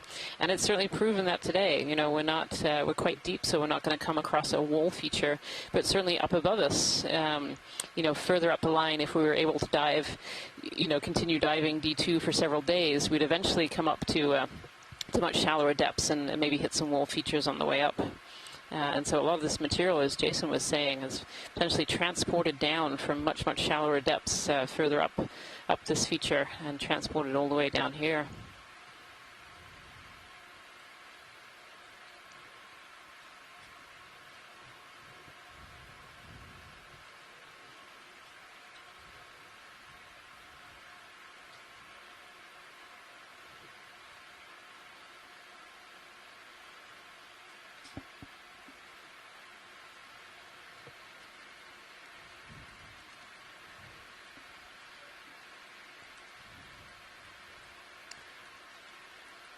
Yeah, co-pilot, how's layback looking?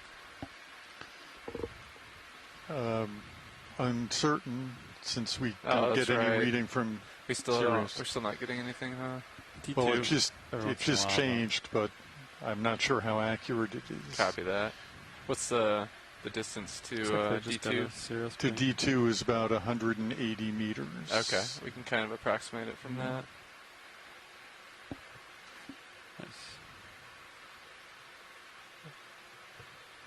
Very interesting.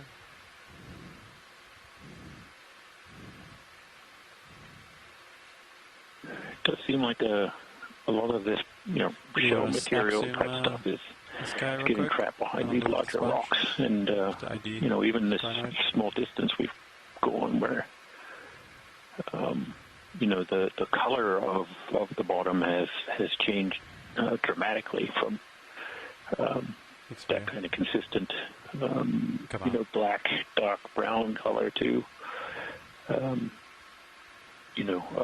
lot more of the white tan of this material that just isn't yet coated with ferromanganese. Some crinoids. Yeah, certainly a lot of crinoids that we've seen so far. Some of them stalked, and many of them sitting on these larger rocks, and also on some of the sponges that we've seen as well. And these crinoids are filter feeders, so they like to be up in the water column a little bit, or certainly able to stick their arms up in the water column. Maybe you can frame this one up.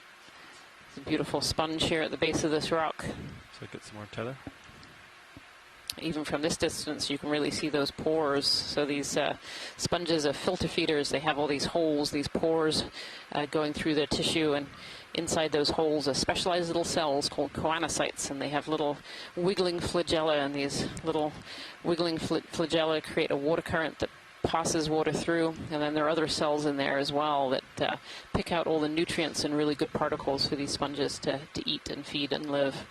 And right on the top there are two white-yellow crinoids kind of blended in really well on the sponge. These crinoids are often found on sponges because these are really good areas to get that water flow and to catch those particles as they go by.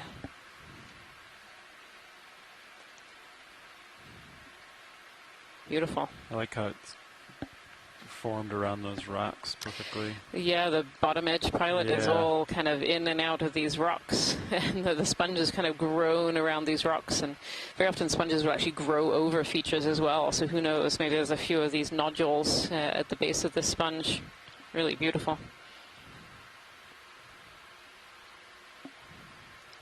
Megan Putz says this sponge might be an Atlanticella sponge.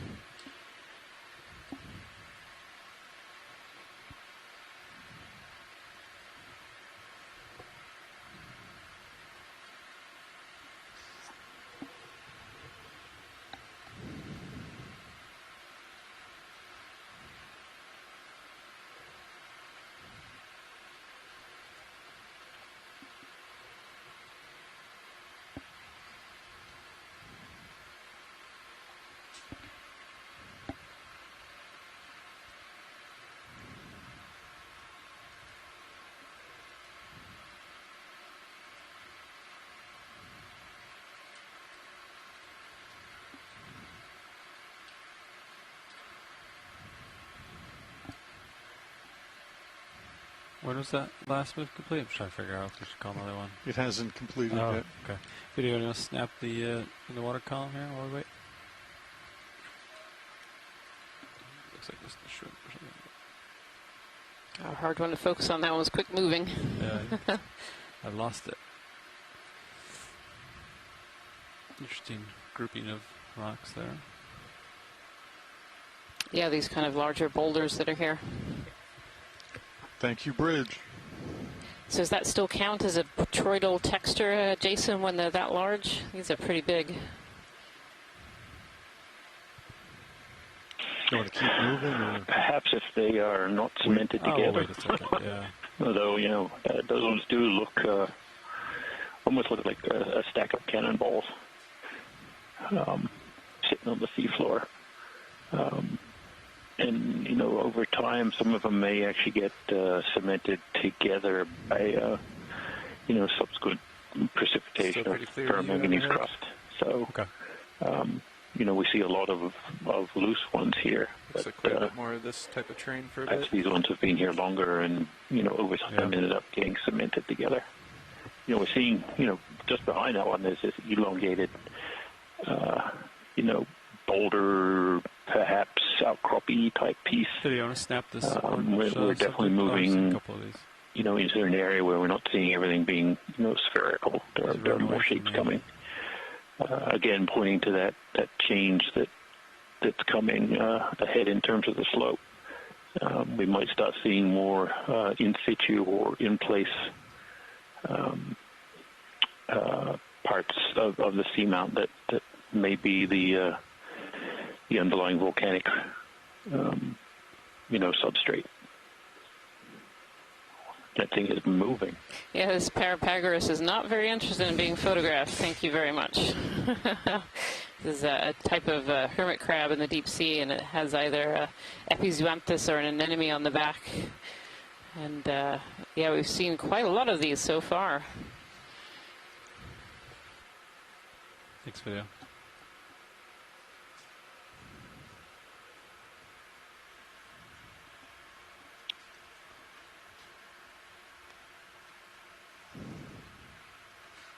Looks like you're starting to feel that move. Yeah, I think I'm creeping forward a bit. Video, and it snaps in the white circle on this rock. And actually, Carol Mizell mentioned earlier that, you know, on previous dives, although these are mostly loose and we've been collecting a a lot of these loose nodules. On other dives, we may have seen these, but more as a pavement where all the nodules may have been cemented together. Probably by ferromanganese crust. Excitement. And I think we're starting to see more of that process here. Just a tad. These larger boulders. So there's this kind of continuum of different processes that we're seeing. Another one of these. I'm not sure that's a sponge, I believe, or an anemone.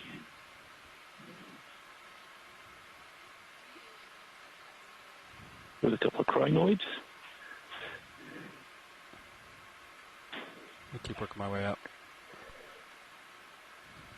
Sounds good. Yeah, that was quite an unusual looking anemone.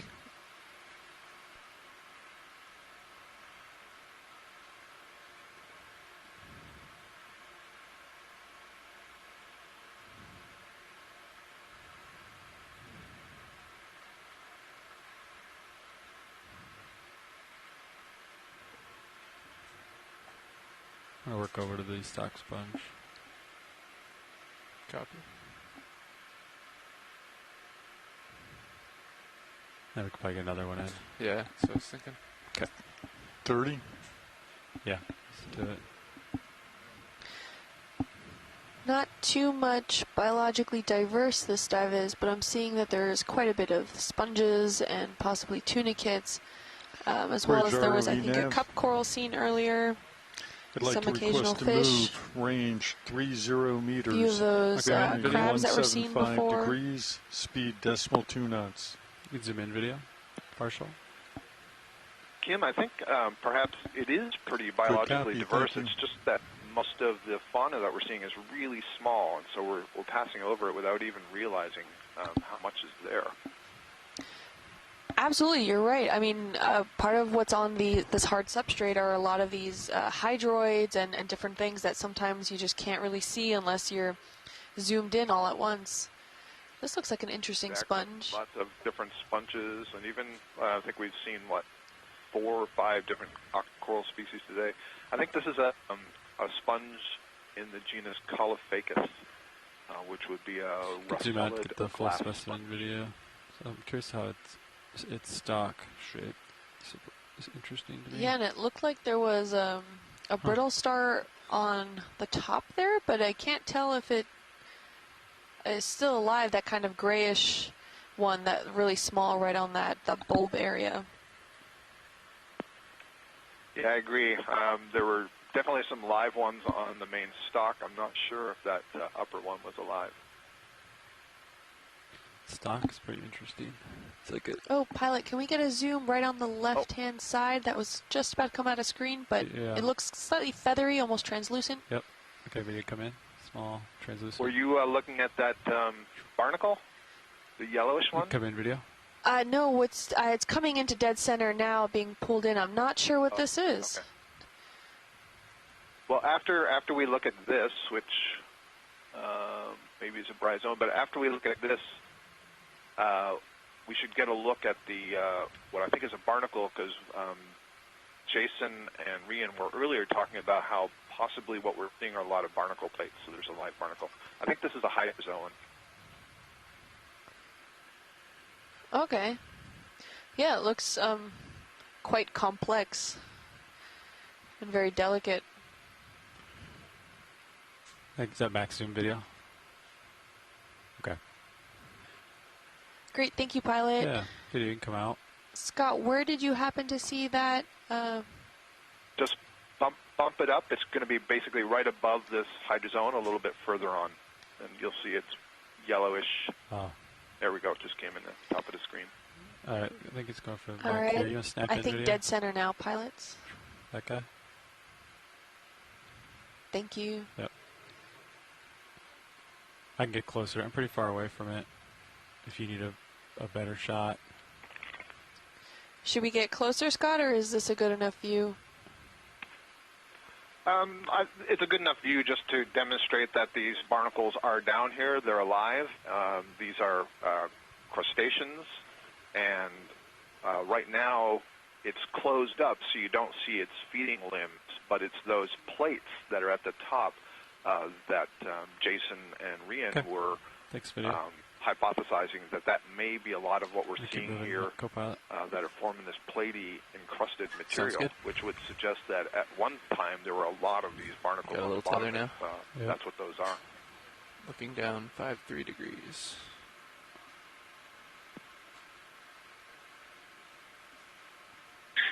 Yeah, it's kind of hard to visualize whether or not it was, just a higher abundance all at one time, or if we're really seeing a longer term, process of these barnacles living down here, and the geologic record is long, and accumulation can be kind of slow, and we can preserve really long records. We've talked about the Desmophyllum cup corals and how some of the skeletons that we find on the seafloor of the fossil ones can be 15, 20,000 or more, up to 100,000 years old. So we may be seeing a really long sort of time period of growth and death of these barnacles, and whether there was a field of them all alive at one time, and the water conditions just changed, some environmental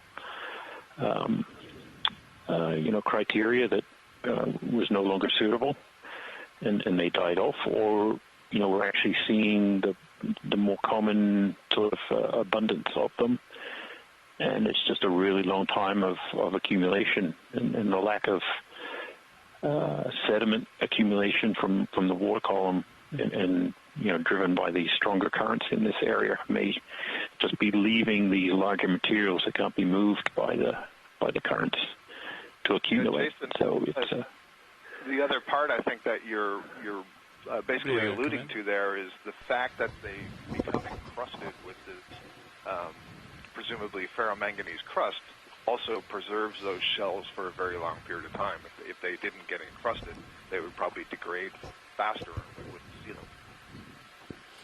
So Scott, while you're on here, take a look at this.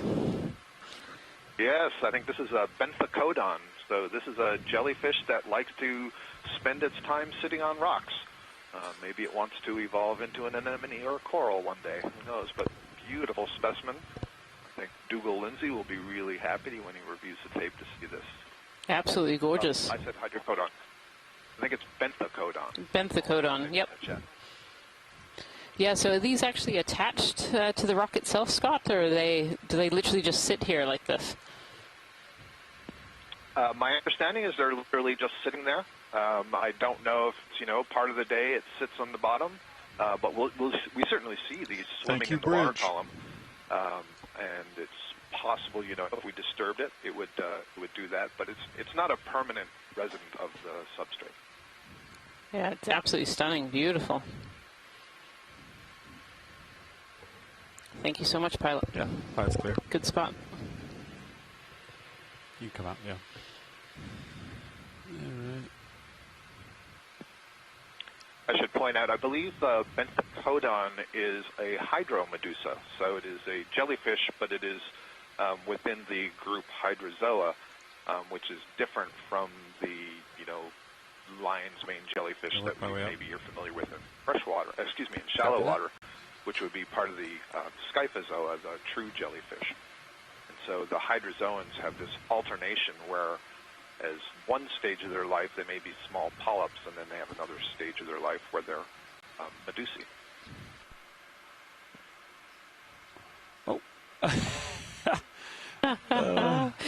Yeah, I got scared. I was the one I was going for. Right. Video. I must have touched the ground, but then he got scared. That was really cool. Yeah, so I think that was a Cereantha that just went shooting up into its tube here. And in the front here is an Anthomastus, which is nice to see.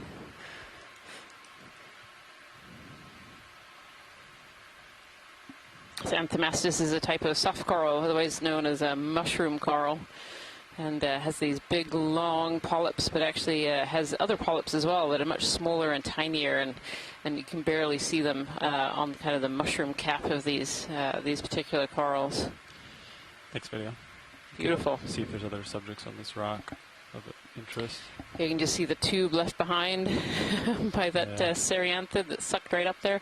Oh, actually, the pink on the right side of the rock would be really interesting to take a quick look at. That might be something a little different. I'll get you closer video here. Okay, come in video. Yeah, you can take it.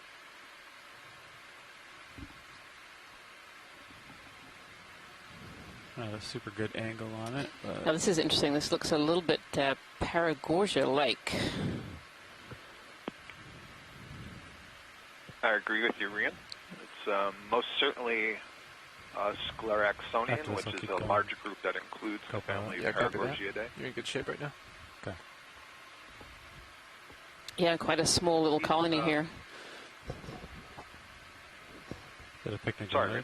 No, go ahead. Sea spider just in front of it. Oh, yeah, pycnogonid. Yeah, I was actually just looking at the snails right above it. There's actually quite a lot of things on this side of the rock. You know, A lot. Yeah. You can see. Sponges and soft corals. And yeah, on this. I was going to say that for that Scleraxonian, that Paragorgia-like thing, it has an interesting skeleton that's quite different from a lot of the other octocorals in that it's more like concrete cemented together sclerites with live tissue passing through it. Yeah. Thanks, video. Yeah, so lots of things on the edge there. Pycnogonid sea spiders and the stoloniferous octocorals, so the octocorals that grow kind of single polyps growing off of a stolon or a kind of thin ribbon. And then that Paragorgia. So definitely starting to see some different organisms as we move along our track here. Onward and upward. Ooh, what is this red subject here? Gonna snap it video? This might be Nav.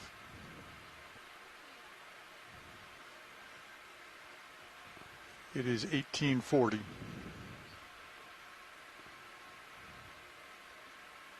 Looks like one of those gelatinous sea stars. Yeah, so this is one of those slime stars, I think. Slime, Actually, moving along this rock. Got more zoom video, or is that yeah. Oh, he's got more. Oh, sorry. Flip. 1 second video. Sorry.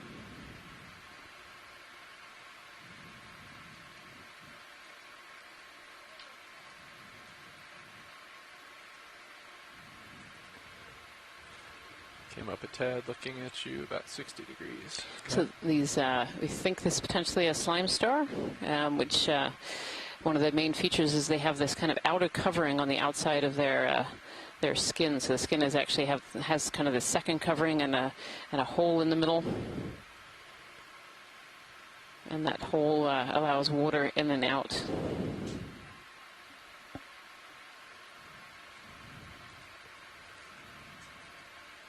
Okay, pilot's clear when video's clear. Christopher Marr, our sea star expert on the scientific chat room here, says it's potentially a pteraster, certainly an odd one, potentially a corinth-asterid. I think I totally butchered that one. Sorry, Chris. Corinth-asterid. Guys have very difficult names. Corinth-asterid.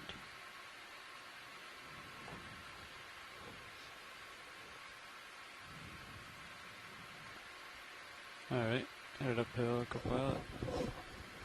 Copy, looking good. If you're just joining us here today, I want to say welcome to Dive 16 of the NOAA Ocean Exploration Expedition North Atlantic Stepping Stones. And we are currently on the New England Seamounts and moving our way west towards the east coast of the USA. And we're exploring a stepping stone called Gosnold Seamount today. And the dive today started at 3,220 meters.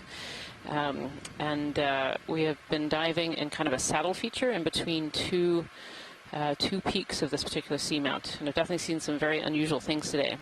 We have about 40 minutes left of this dive, so I wonder what else we can see during this dive.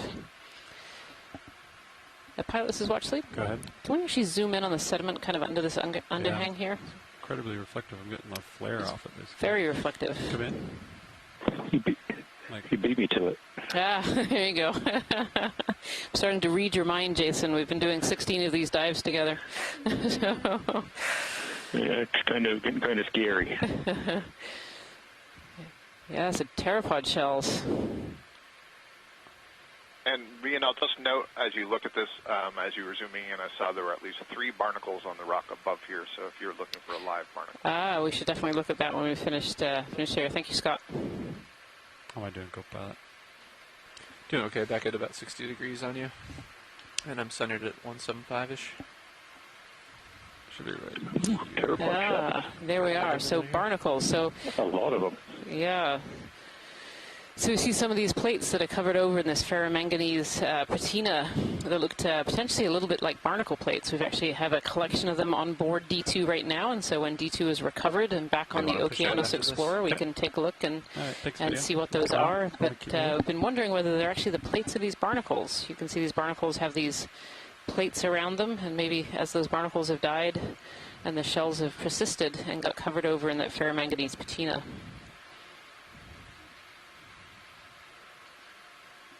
Yeah, that almost like ridges on them is very diagnostic, and a number of the zooms we've done looking at what we think of those ferromanganese coated barnacle plates, very much have that texture and morphology to them as well. So hopefully, once the samples are back on board, we'll see that and get a confirmation.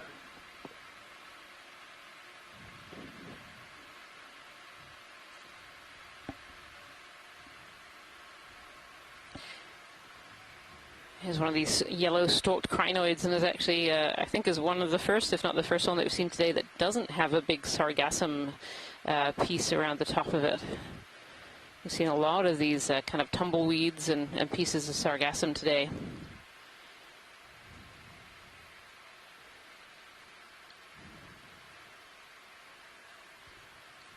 Did you need a closer Interestingly, look we're at starting to see more of this sort of tabular, blocky material, more angular than that we've been seeing these kind of cemented nodules. Where, I think we're actually starting to see,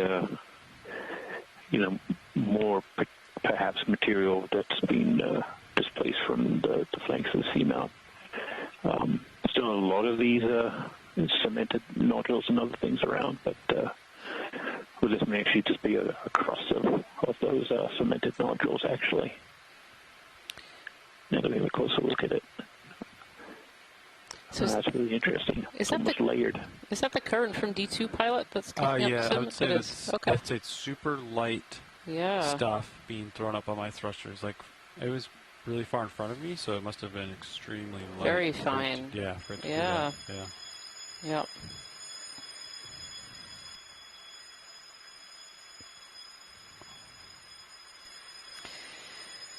So if you can hear those alarms going off in the background here, we are just having a practice fire alarm. It's just a drill. So the rest of the ship right now will be going to their stations, and this is something that we practice every week.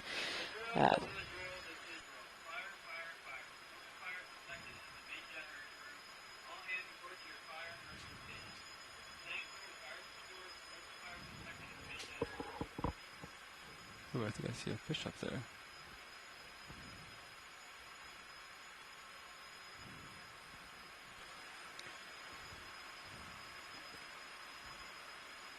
Looks like a slightly steeper slope in front of you. Yep.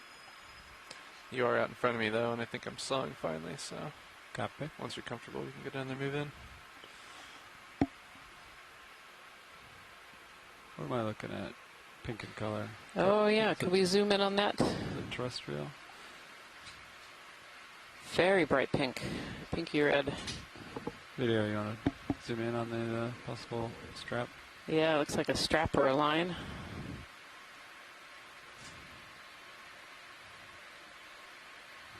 Huh. Looks like there might be some rust on it. Maybe a little metal strip of some kind. Interesting. Hard to say. Yeah, a ribbon of some kind on the seafloor here that's bright pink. Okay, you come out. Next video. Thank you, pilots. Yeah. See the squat lobster? Yeah, I thought it's maybe attached to something.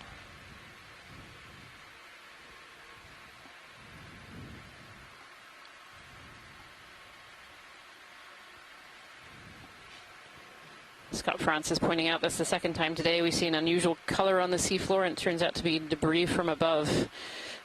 This really highlights the connection of the shallow oceans with the deep oceans. Anything up in the shallow ocean definitely has the potential to be transported down here to the deep ocean. All parts of the ocean are connected.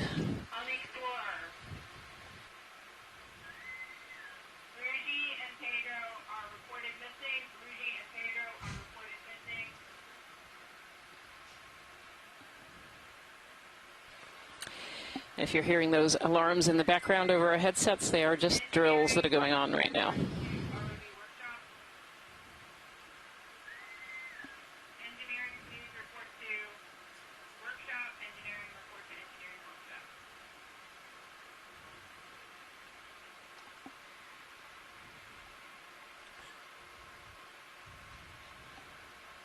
I'm going to zoom in on this. Actually get a better view of this video. Hold on, I'm going to spin to the starboard. Get like a profile view. You can zoom out a little bit. These beautiful hexactinellid sponges. This one looks like it has a little friend inside it.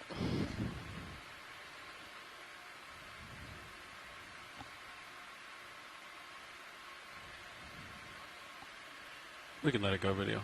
I'll keep looking for their items.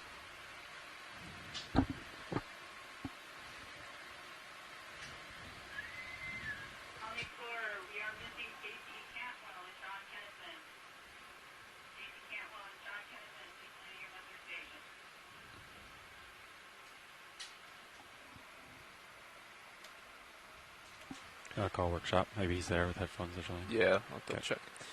You can zoom out video. I'll keep moving. Workshop. Co-pilot. You can turn off your XRV.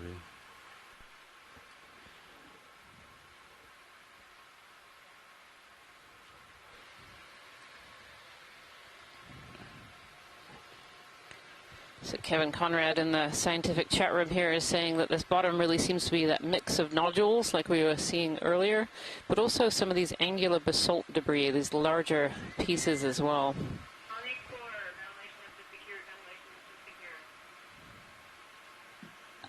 Yeah, certainly at some point we expected to start seeing the volcanic material, and it's having spent so much of the dive in looking at these nodule forms,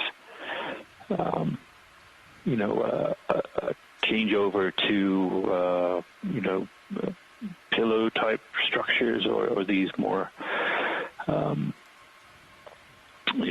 inflated lava morphologies. It's hard to tell when you kind of changed out of one into the other. So it's certainly very, again, just a completely dynamic bottom in this area. A lot to figure out. We're getting a fantastic view of the bottom here from the D2 and Sirius cameras, but it's still only a very small portion of the area. We may cover 500 or 600 meters of the bottom, during a dive, and then go up 200 or 300 meters outside of one of these seamounts. But it's an unbelievably small fraction of the seamount that we're exploring. And is it a giant sponge? Yeah, I was just wondering if that was anthropogenic or a sponge there. If we can have a quick snap zoom on that on pilot as we go by. Take a video. Thank you. It's probably good. Yeah, it's actually a sponge. You can see that really tight-knit skeleton, kind of these fibers running through it. So this must have been quite a large sponge that has died and left behind its skeleton. And you can see there's all kinds of other organisms on this as well. I can see some snails and some crinoids using the skeleton of the sponge. That must have been quite spectacular when that was alive.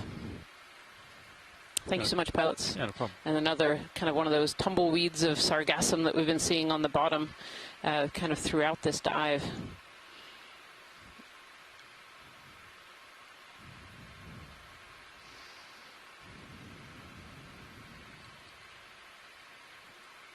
I wonder if the Marianas Trench is full of sargassum. I'm sure it has some.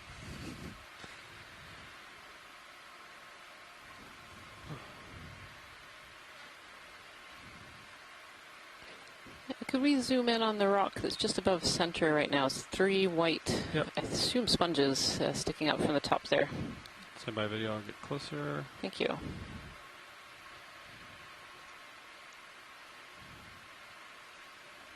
This definitely looks like a very different bottom type from what we landed in, potentially less mobile. We might start seeing some bigger organisms as we're making our way up here. Our depth right now is 3,190 meters, so still at quite a deep depth and a very unexplored depth for this this area in the New England Seamounts. 3 little guys. Curious what they are. Actually, barnacles. There we go. 3 barnacles. That I wasn't expecting. So part of the rubble around here we think that we might be seeing is potentially barnacle plates. So these barnacles are crustaceans. So they're actually in the same phylum as crabs and those hermit crabs that we've seen wandering around. And the barnacles actually attach to the seafloor head first. They stick their head to the floor and then they grow up backwards. And inside those barnacle plates, none of them are out right now. They're little feeding legs that come out the back. Okay. Come out when you're done video. Nice. Thank you so much, pilot. Just want to do 180. And again, covered in many of those smaller soft corals and these primnoid whips that we're seeing throughout this dive so far. Bridge ROV nav. It is now a convenient time to request a move. Or these sponge skeletons that are left behind on the seafloor. So sponges, when they're alive, can be white or different colors. They can be reds and yellows.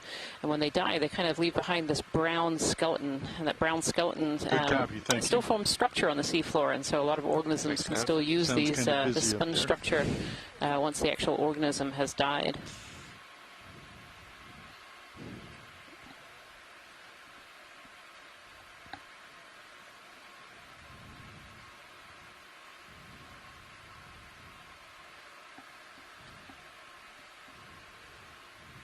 I just scanned on your blue view, didn't see too much out ahead. Some more scoped crinoids here. A little steeper, yeah.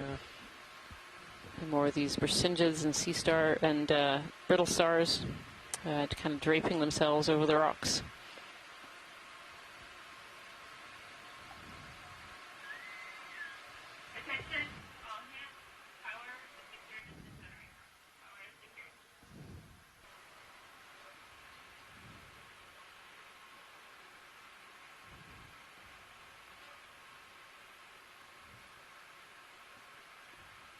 Might take a zoom of this Berzingid real quick. Wait for some tether.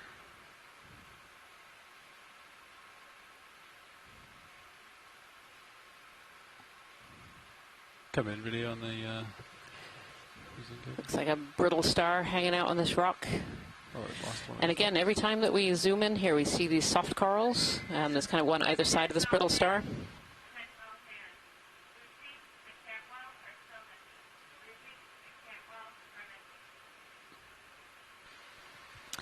We can see sponges on here as well, and some foraminifera. And this brittle star seems to be missing an arm. So this particular one should have 5 arms. You can see one is missing. They will actually grow back. You can actually see on the right-hand side, the tip of that particular arm that's really long is very white and not quite the same as the rest. And so it must have been cropped off, and that one has grown back. And so this really short one at the very top of this brittle star has been cropped off quite recently and has not yet started to grow back. Next video. Thank you so much. No problem. And if you're hearing the whistles and alarms in the background, those are just a drill today. So every week aboard the Okeanos Explorer, we have drills to help us practice what to do in the event of an emergency. And so the rest of the ship outside of the control room today is practicing their drills.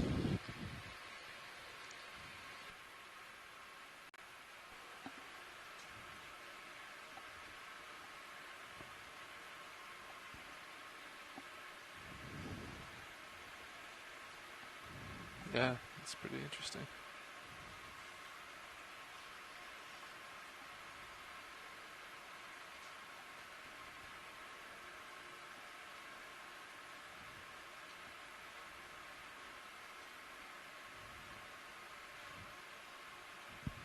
So this looks like an old stalk of a sponge, but it'd be great to get a quick zoom in on this. I think these are more of these barnacles that we've seen quite a few of today. After that. Come in video. Yep, more of these barnacles and another brittle star and a crinoid. All on this this looks like a sponge stalk. You can kind of see how it's knitted together. Beautiful, thank you. Yep. I think I saw a large whip coral in the background here too.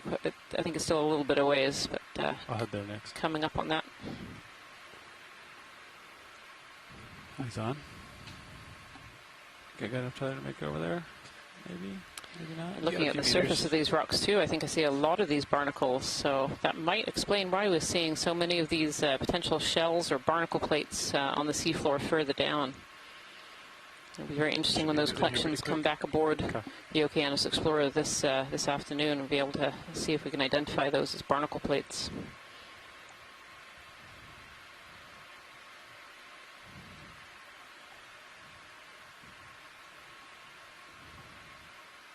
See this large potential whip bamboo coral. We did see one earlier today. I don't know if this is the same kind. Again, as we've moved out of that more mobile, smaller nodules and into kind of the larger boulder field, potentially seeing more larger forms. We're certainly seeing some bigger sponges, and now we're potentially seeing some bigger corals as well. I am standing by with bated breath. There you go. Oh, it's all the polyps are all closed up, Scott. Indeed they are. Again, they look kind of volcano-shaped, so I think you're right. I think this is maybe one that we were looking at earlier today. I was just to see if there's any that were open. Definitely not. Well, that time I suggested it was B1 or J1. I'm actually looking at video. this.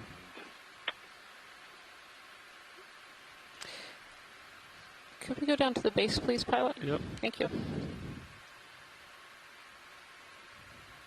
Oh, it has a branch off of it. Look at that. Yeah. It's very odd the way the polyps are arranged. I mean, it could be an ectomyces. They have this volcano-shaped polyps. And the fact that it's branching certainly would help with that identification. Interesting. Sometimes the close-ups just confuse me more than help. Yeah, it's always the way. Thank you so much, pilot. That's great. Yeah, traditionally a lot of these corals have been identified solely from the skeleton, and that was really just a factor of collecting in the deep ocean before modern technology. We used to only be able to collect in the deep ocean using grabs or small trawls or dredges. And now, of course, we have these wonderful tools like the D2 ROV system, where we can actually go down and visualize the organisms living in their natural habitat and look at species association. And also for some of these corals, it now gets confusing because many of them have been identified on their skeletons. And now, of course, we can see all the soft parts and start to use some of those as potential taxonomic features.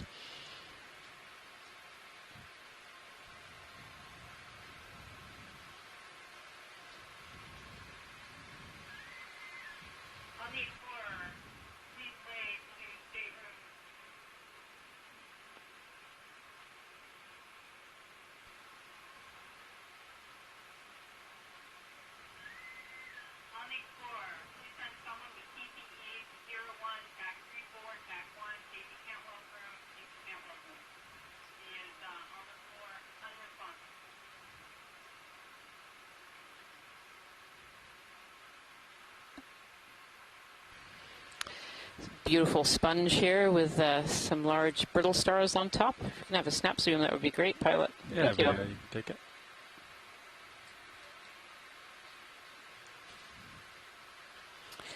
beautiful structure on this sponge. You can really see those pores and how these brittle stars are using the top of the sponge as a kind of feeding platform, getting them up into the water column, and they're sticking their arms out into the water current, looking for larger particles to be able to eat.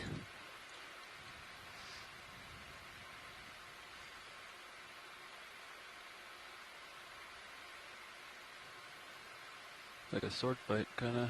Beautiful. Tangled fishing lines there, the tangled arms of these brittle stars.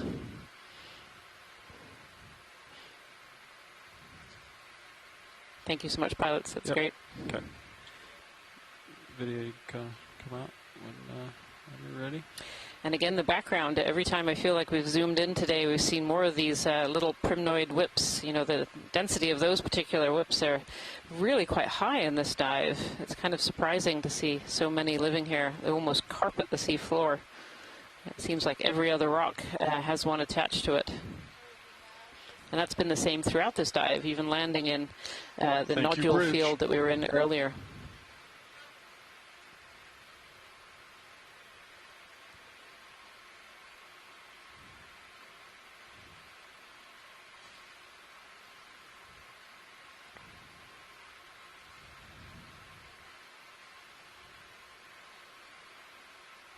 We have a zoom in just on the substrate, just where the lasers are right now. I'm intrigued if all these white pieces are actually barnacles. Yeah, snap it with the barnacles.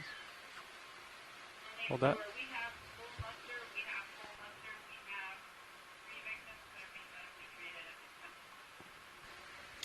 These are actually pteropod shells, larger pteropods. So there you go, I was fooled. They're not actually barnacles. It's pieces of pteropod shell which shine back very bright white. Thank you, pilot. That was great.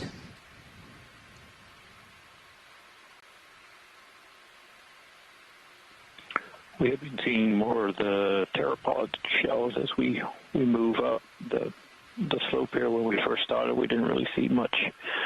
And just recently we saw that really sort of large accumulation of pteropod shells of multiple different species.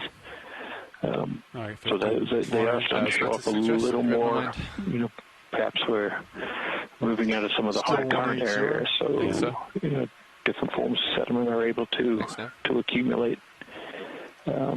Whereas down the base of the slope, the currents were just too high. Go ahead. I'd like to request a move, range 15 meters, still bearing above 180 degrees, bearing condensation depth. speed decimal 2 knots. You know, carbonate is undergoes dissolution in the deep sea, so it's probably not a function of that. And above the aragonite saturation depth, which you know, pteropods are made of aragonite, the more unstable form of carbonate. So the new story emerging of the sedimentation. So the pilots here are just going to give the ground here a little bit of a poke to see whether it's cemented or loose.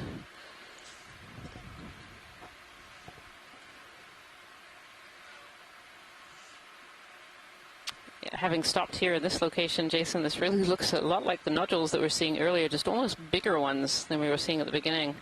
Oh no, a little loose. Yep, that moved. Yeah, so we were really wondering if they were starting to see all kind of cemented forms of these as we moved up, but yep, everything at least here looks loose. Yeah, interesting. Kind of the larger pieces are more cemented. Okay. Sorry, go ahead, Jason. Yeah, you know, questions on, you know, how cemented they are, and, you know, are we seeing, you know, a mix of sort of volcanic lava textures with the ferromanganese textures, and you know, it really is. You know, I think continuing to see some of these, you know, these loose nodule forms, whether they are, you know, entirely ferromanganese or the nucleus on the inside is larger. You know, we obviously won't be able to tell that just from visually. Hopefully some of the samples we collected will give us a picture of that. But Yeah, really interesting how much just we can learn from a poke of the manipulator. So that was awesome. Yeah, really, really interesting. You know, it kind of reminds me of our dive the other day that was deep, and we landed on an area that we wondered if it was nodules initially. And when we sat down and poked it, it didn't move. You know, it was all very cemented pavement. And yet here today we're getting those looser nodules. Okay. Taking off. Now that I made a nice dust cloud. Fine sediment been kicked up.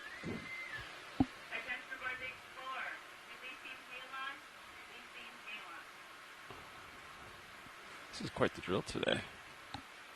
Yeah, I think they said that. Yeah, if you can hear the alarms and whistles in the background, they're doing quite an extensive drill today, so they're just having a drill. So outside of the control room, everyone is practicing what to do in the event of a fire or an evacuation. And we do this every single week, and it's to help keep us safe so that we know what to do. So if you're just joining us here today, we have a little less than 15 minutes left of this dive. We're on dive 16 of the NOAA Ocean Exploration Expedition North Atlantic Stepping Stones. Thank you, today Bridge. we've been exploring a deep area on Gosnold Seamount, an area in a saddle, kind of in between the two major peaks of Gosnold. And we found some really fascinating things today. We've landed in kind of a nodule field and have been working our way up slope just a little bit, and in areas that are a bit more cemented and areas that are still a bit looser as we sat down and poked at the sediment just now. Hey, there's two of these. We've seen these, so these are Parapagoras, a type of hermit crab that has either an anemone or epizoanthus on its back. And we've seen quite a few of these today, actually, really quite a lot. They're two next to each other. I was hoping to get interaction, but... Hiding behind the sponge. Go ahead, Scott, sorry. Yeah, no problem. I just wanted to follow up on what you were saying about, you know, what we're seeing today and how interesting it all is. Another thing that's interesting is that wasn't too many days ago we did another dive at around 3,300 meters, 3,400 meters, and we were all remarking on how surprised we were at the diversity that we were seeing, the particular corals and stuff. It sort of exceeded our expectations of that. Take off. And today we're at a similarly deep depth, seeing stuff that's surprising us both geologically and biologically. Dominated by lots of small things biologically, but very dense. But it's an entirely different community than what we saw at the last site. So just another indication of how much exploration we have to do to better understand why we see the communities we do and the places that we do, and what are all the associated factors that are controlling that. Yeah, absolutely, Scott. These depths are really underexplored, particularly in this region. Next video.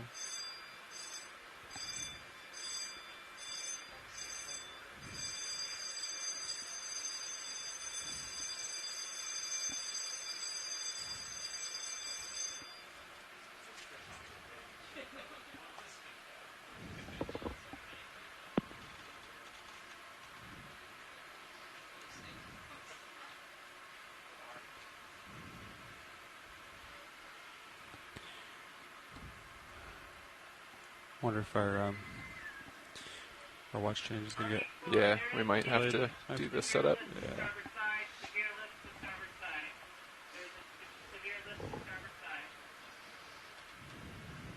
Video, let's snap zoom this. I'm curious what this is. I think it's just a dead sponge, but... Yeah, okay. Yeah, this looks a little like a old sponge skeleton left behind. We've seen a few of these now, and it's absolutely covered in these soft corals as well. I see some forams and some crinoids, some soft corals, lots of life on these sponges. Thanks, video. Keep going uphill. They definitely seem to be the larger organism in this area. We're seeing lots of these smaller little primnoid whips, and we've seen a couple of larger bamboo corals, but primarily it's been, for the larger fauna, it's been big, these big sponges, potentially a coenlasma sponge.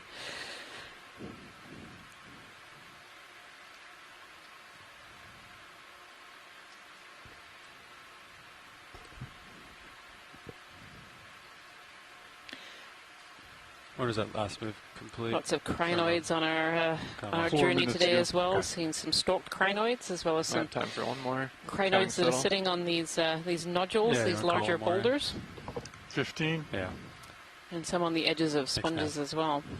Thank you, sir. Just going to take a peek at this sponge, I think. Bridge ROV nav.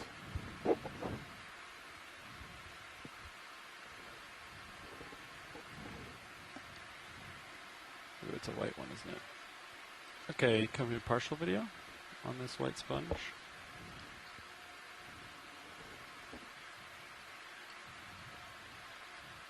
Just getting settled in here. Okay. Bridge ROV nav.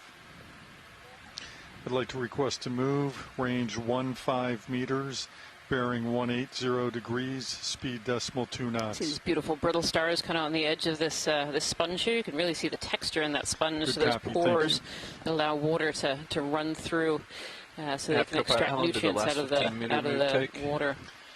See some crinoids on the top there as well as brittle stars, creating a little bit of habitat in the deep ocean here. How are we looking, co-pilot? Beautiful. You're looking good, yeah. Okay. You got a little tether. Thank you so much, pilot. Yep. All right, video can come out. We'll keep searching. We'll just let this last move settle out, and that should be it.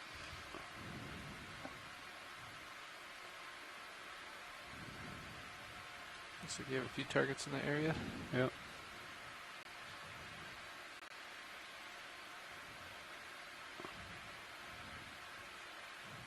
Quite a bit of those hermits here, huh? Yeah, another one of these hermit crabs, the Parapagoras, hiding under the ledge there. And we've seen more than a dozen ashore of those Parapagorids, these hermit crabs with either an enemy or a Epizoanthus sitting on top. That's kind of a little sediment swale here up in the foreground, up in the background.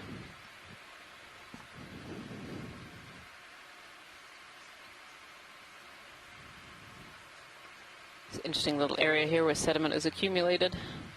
Those finer particles have found a place to settle. And what kind of looks like all these big nodules all kind of joined together. I don't know whether that's pillows at that point, or are they still nodules when they're that large? I think it's something we've been going back and forth about in the chat room is what these morphologies are reflecting, and certainly that poke that we just had with the manipulator suggests that these may still be just nodular forms, whether they're all ferromanganese or just very thick crusts. They are cemented together. So some are loose and some are cemented, and the cemented ones are forming these more tabular blocks. But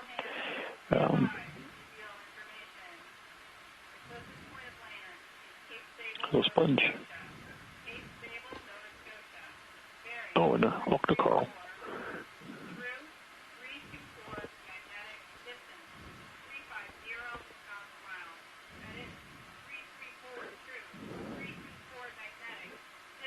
Not sure what that is that another coral? There. Sorry, the alarms are going off behind me there, Jason. But yeah, I think there's some of those little primnoid whips, and I think there are actually some bryozoans back there as well. And those look a little bit like corals sometimes. They have kind of that structure of a coral kind of branching. How much time do we have left? Sorry, Rian, there was, but in between 40, that, there was something else. It was 5.5 minutes. It's kind of transparent and delicate. And I couldn't tell if it was an octocoral or a hydrozoan. Just behind the sponge. Yeah, interesting. Lots of these sponge skeletons here as well, kind of falling down from above. There are obviously some large sponge forms here at one point. We've seen a few today. Another one of those Parapagoras crabs. Seems like every ledge we look under, there's one of those hermit crabs today.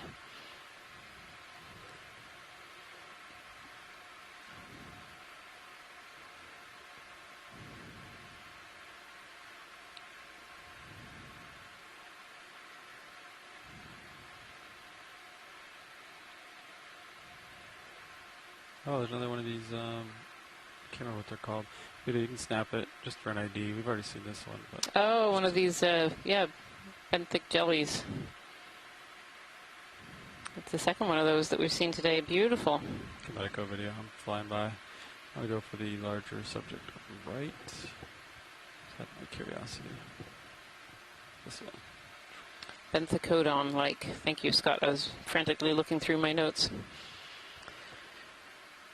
This looks like one of those large barnacles on the top of a, looks like an old coral stalk that's been crusted over by ferromanganese, so it's got that black-brown coating. I can't see if this barnacle is still alive or whether it's grown over by hydroids. It's kind of got some interesting projections out of it. Video can come in, partial. Oh no, it had its feeding legs out. Now it's sensed our presence and has tucked them in. That's a big barnacle. This is a great shot too, because this really shows those plates that we might be finding that are ferromanganese covered. And there's hydroids all covered over the plate of this gooseneck barnacle, so it has a little neck there for the barnacle. Could probably start stowing my arms. Copy that. Some forams. There's a little anemone in the top as well, and a crinoid. Lots of organisms. As Scott is pointing out, this is probably quite an old barnacle, just with the amount of encrusting that's gone on its outer shell there. What an amazing little community, all living together. I'm going to zoom out and acquire lasers video. Just get a scale for this guy. It's pretty big. As we back out here, you'll be able to see two laser dots. These are harmless lasers that we use to scale things on the seafloor, and those lasers are 10 centimeters apart. So that barnacle itself is about 5 centimeters, which is really quite large for a barnacle. Okay, you can come wide video, and I'll get our last views of bottom as we set up to take off.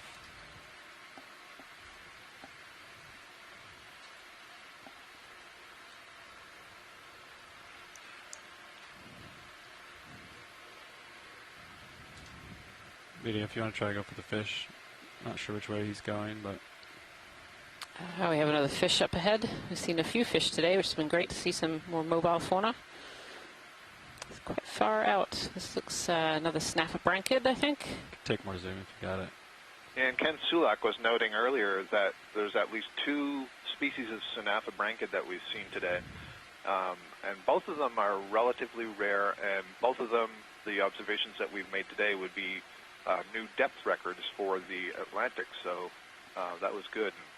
You know, he was actually asking about this third one that's even more rare, but he would expect to hear that had this lateral line of very thin pores, and I wonder if that might be it. I don't know enough about fish ID to know if this is significantly different from the one we saw earlier, but this imagery is going to help.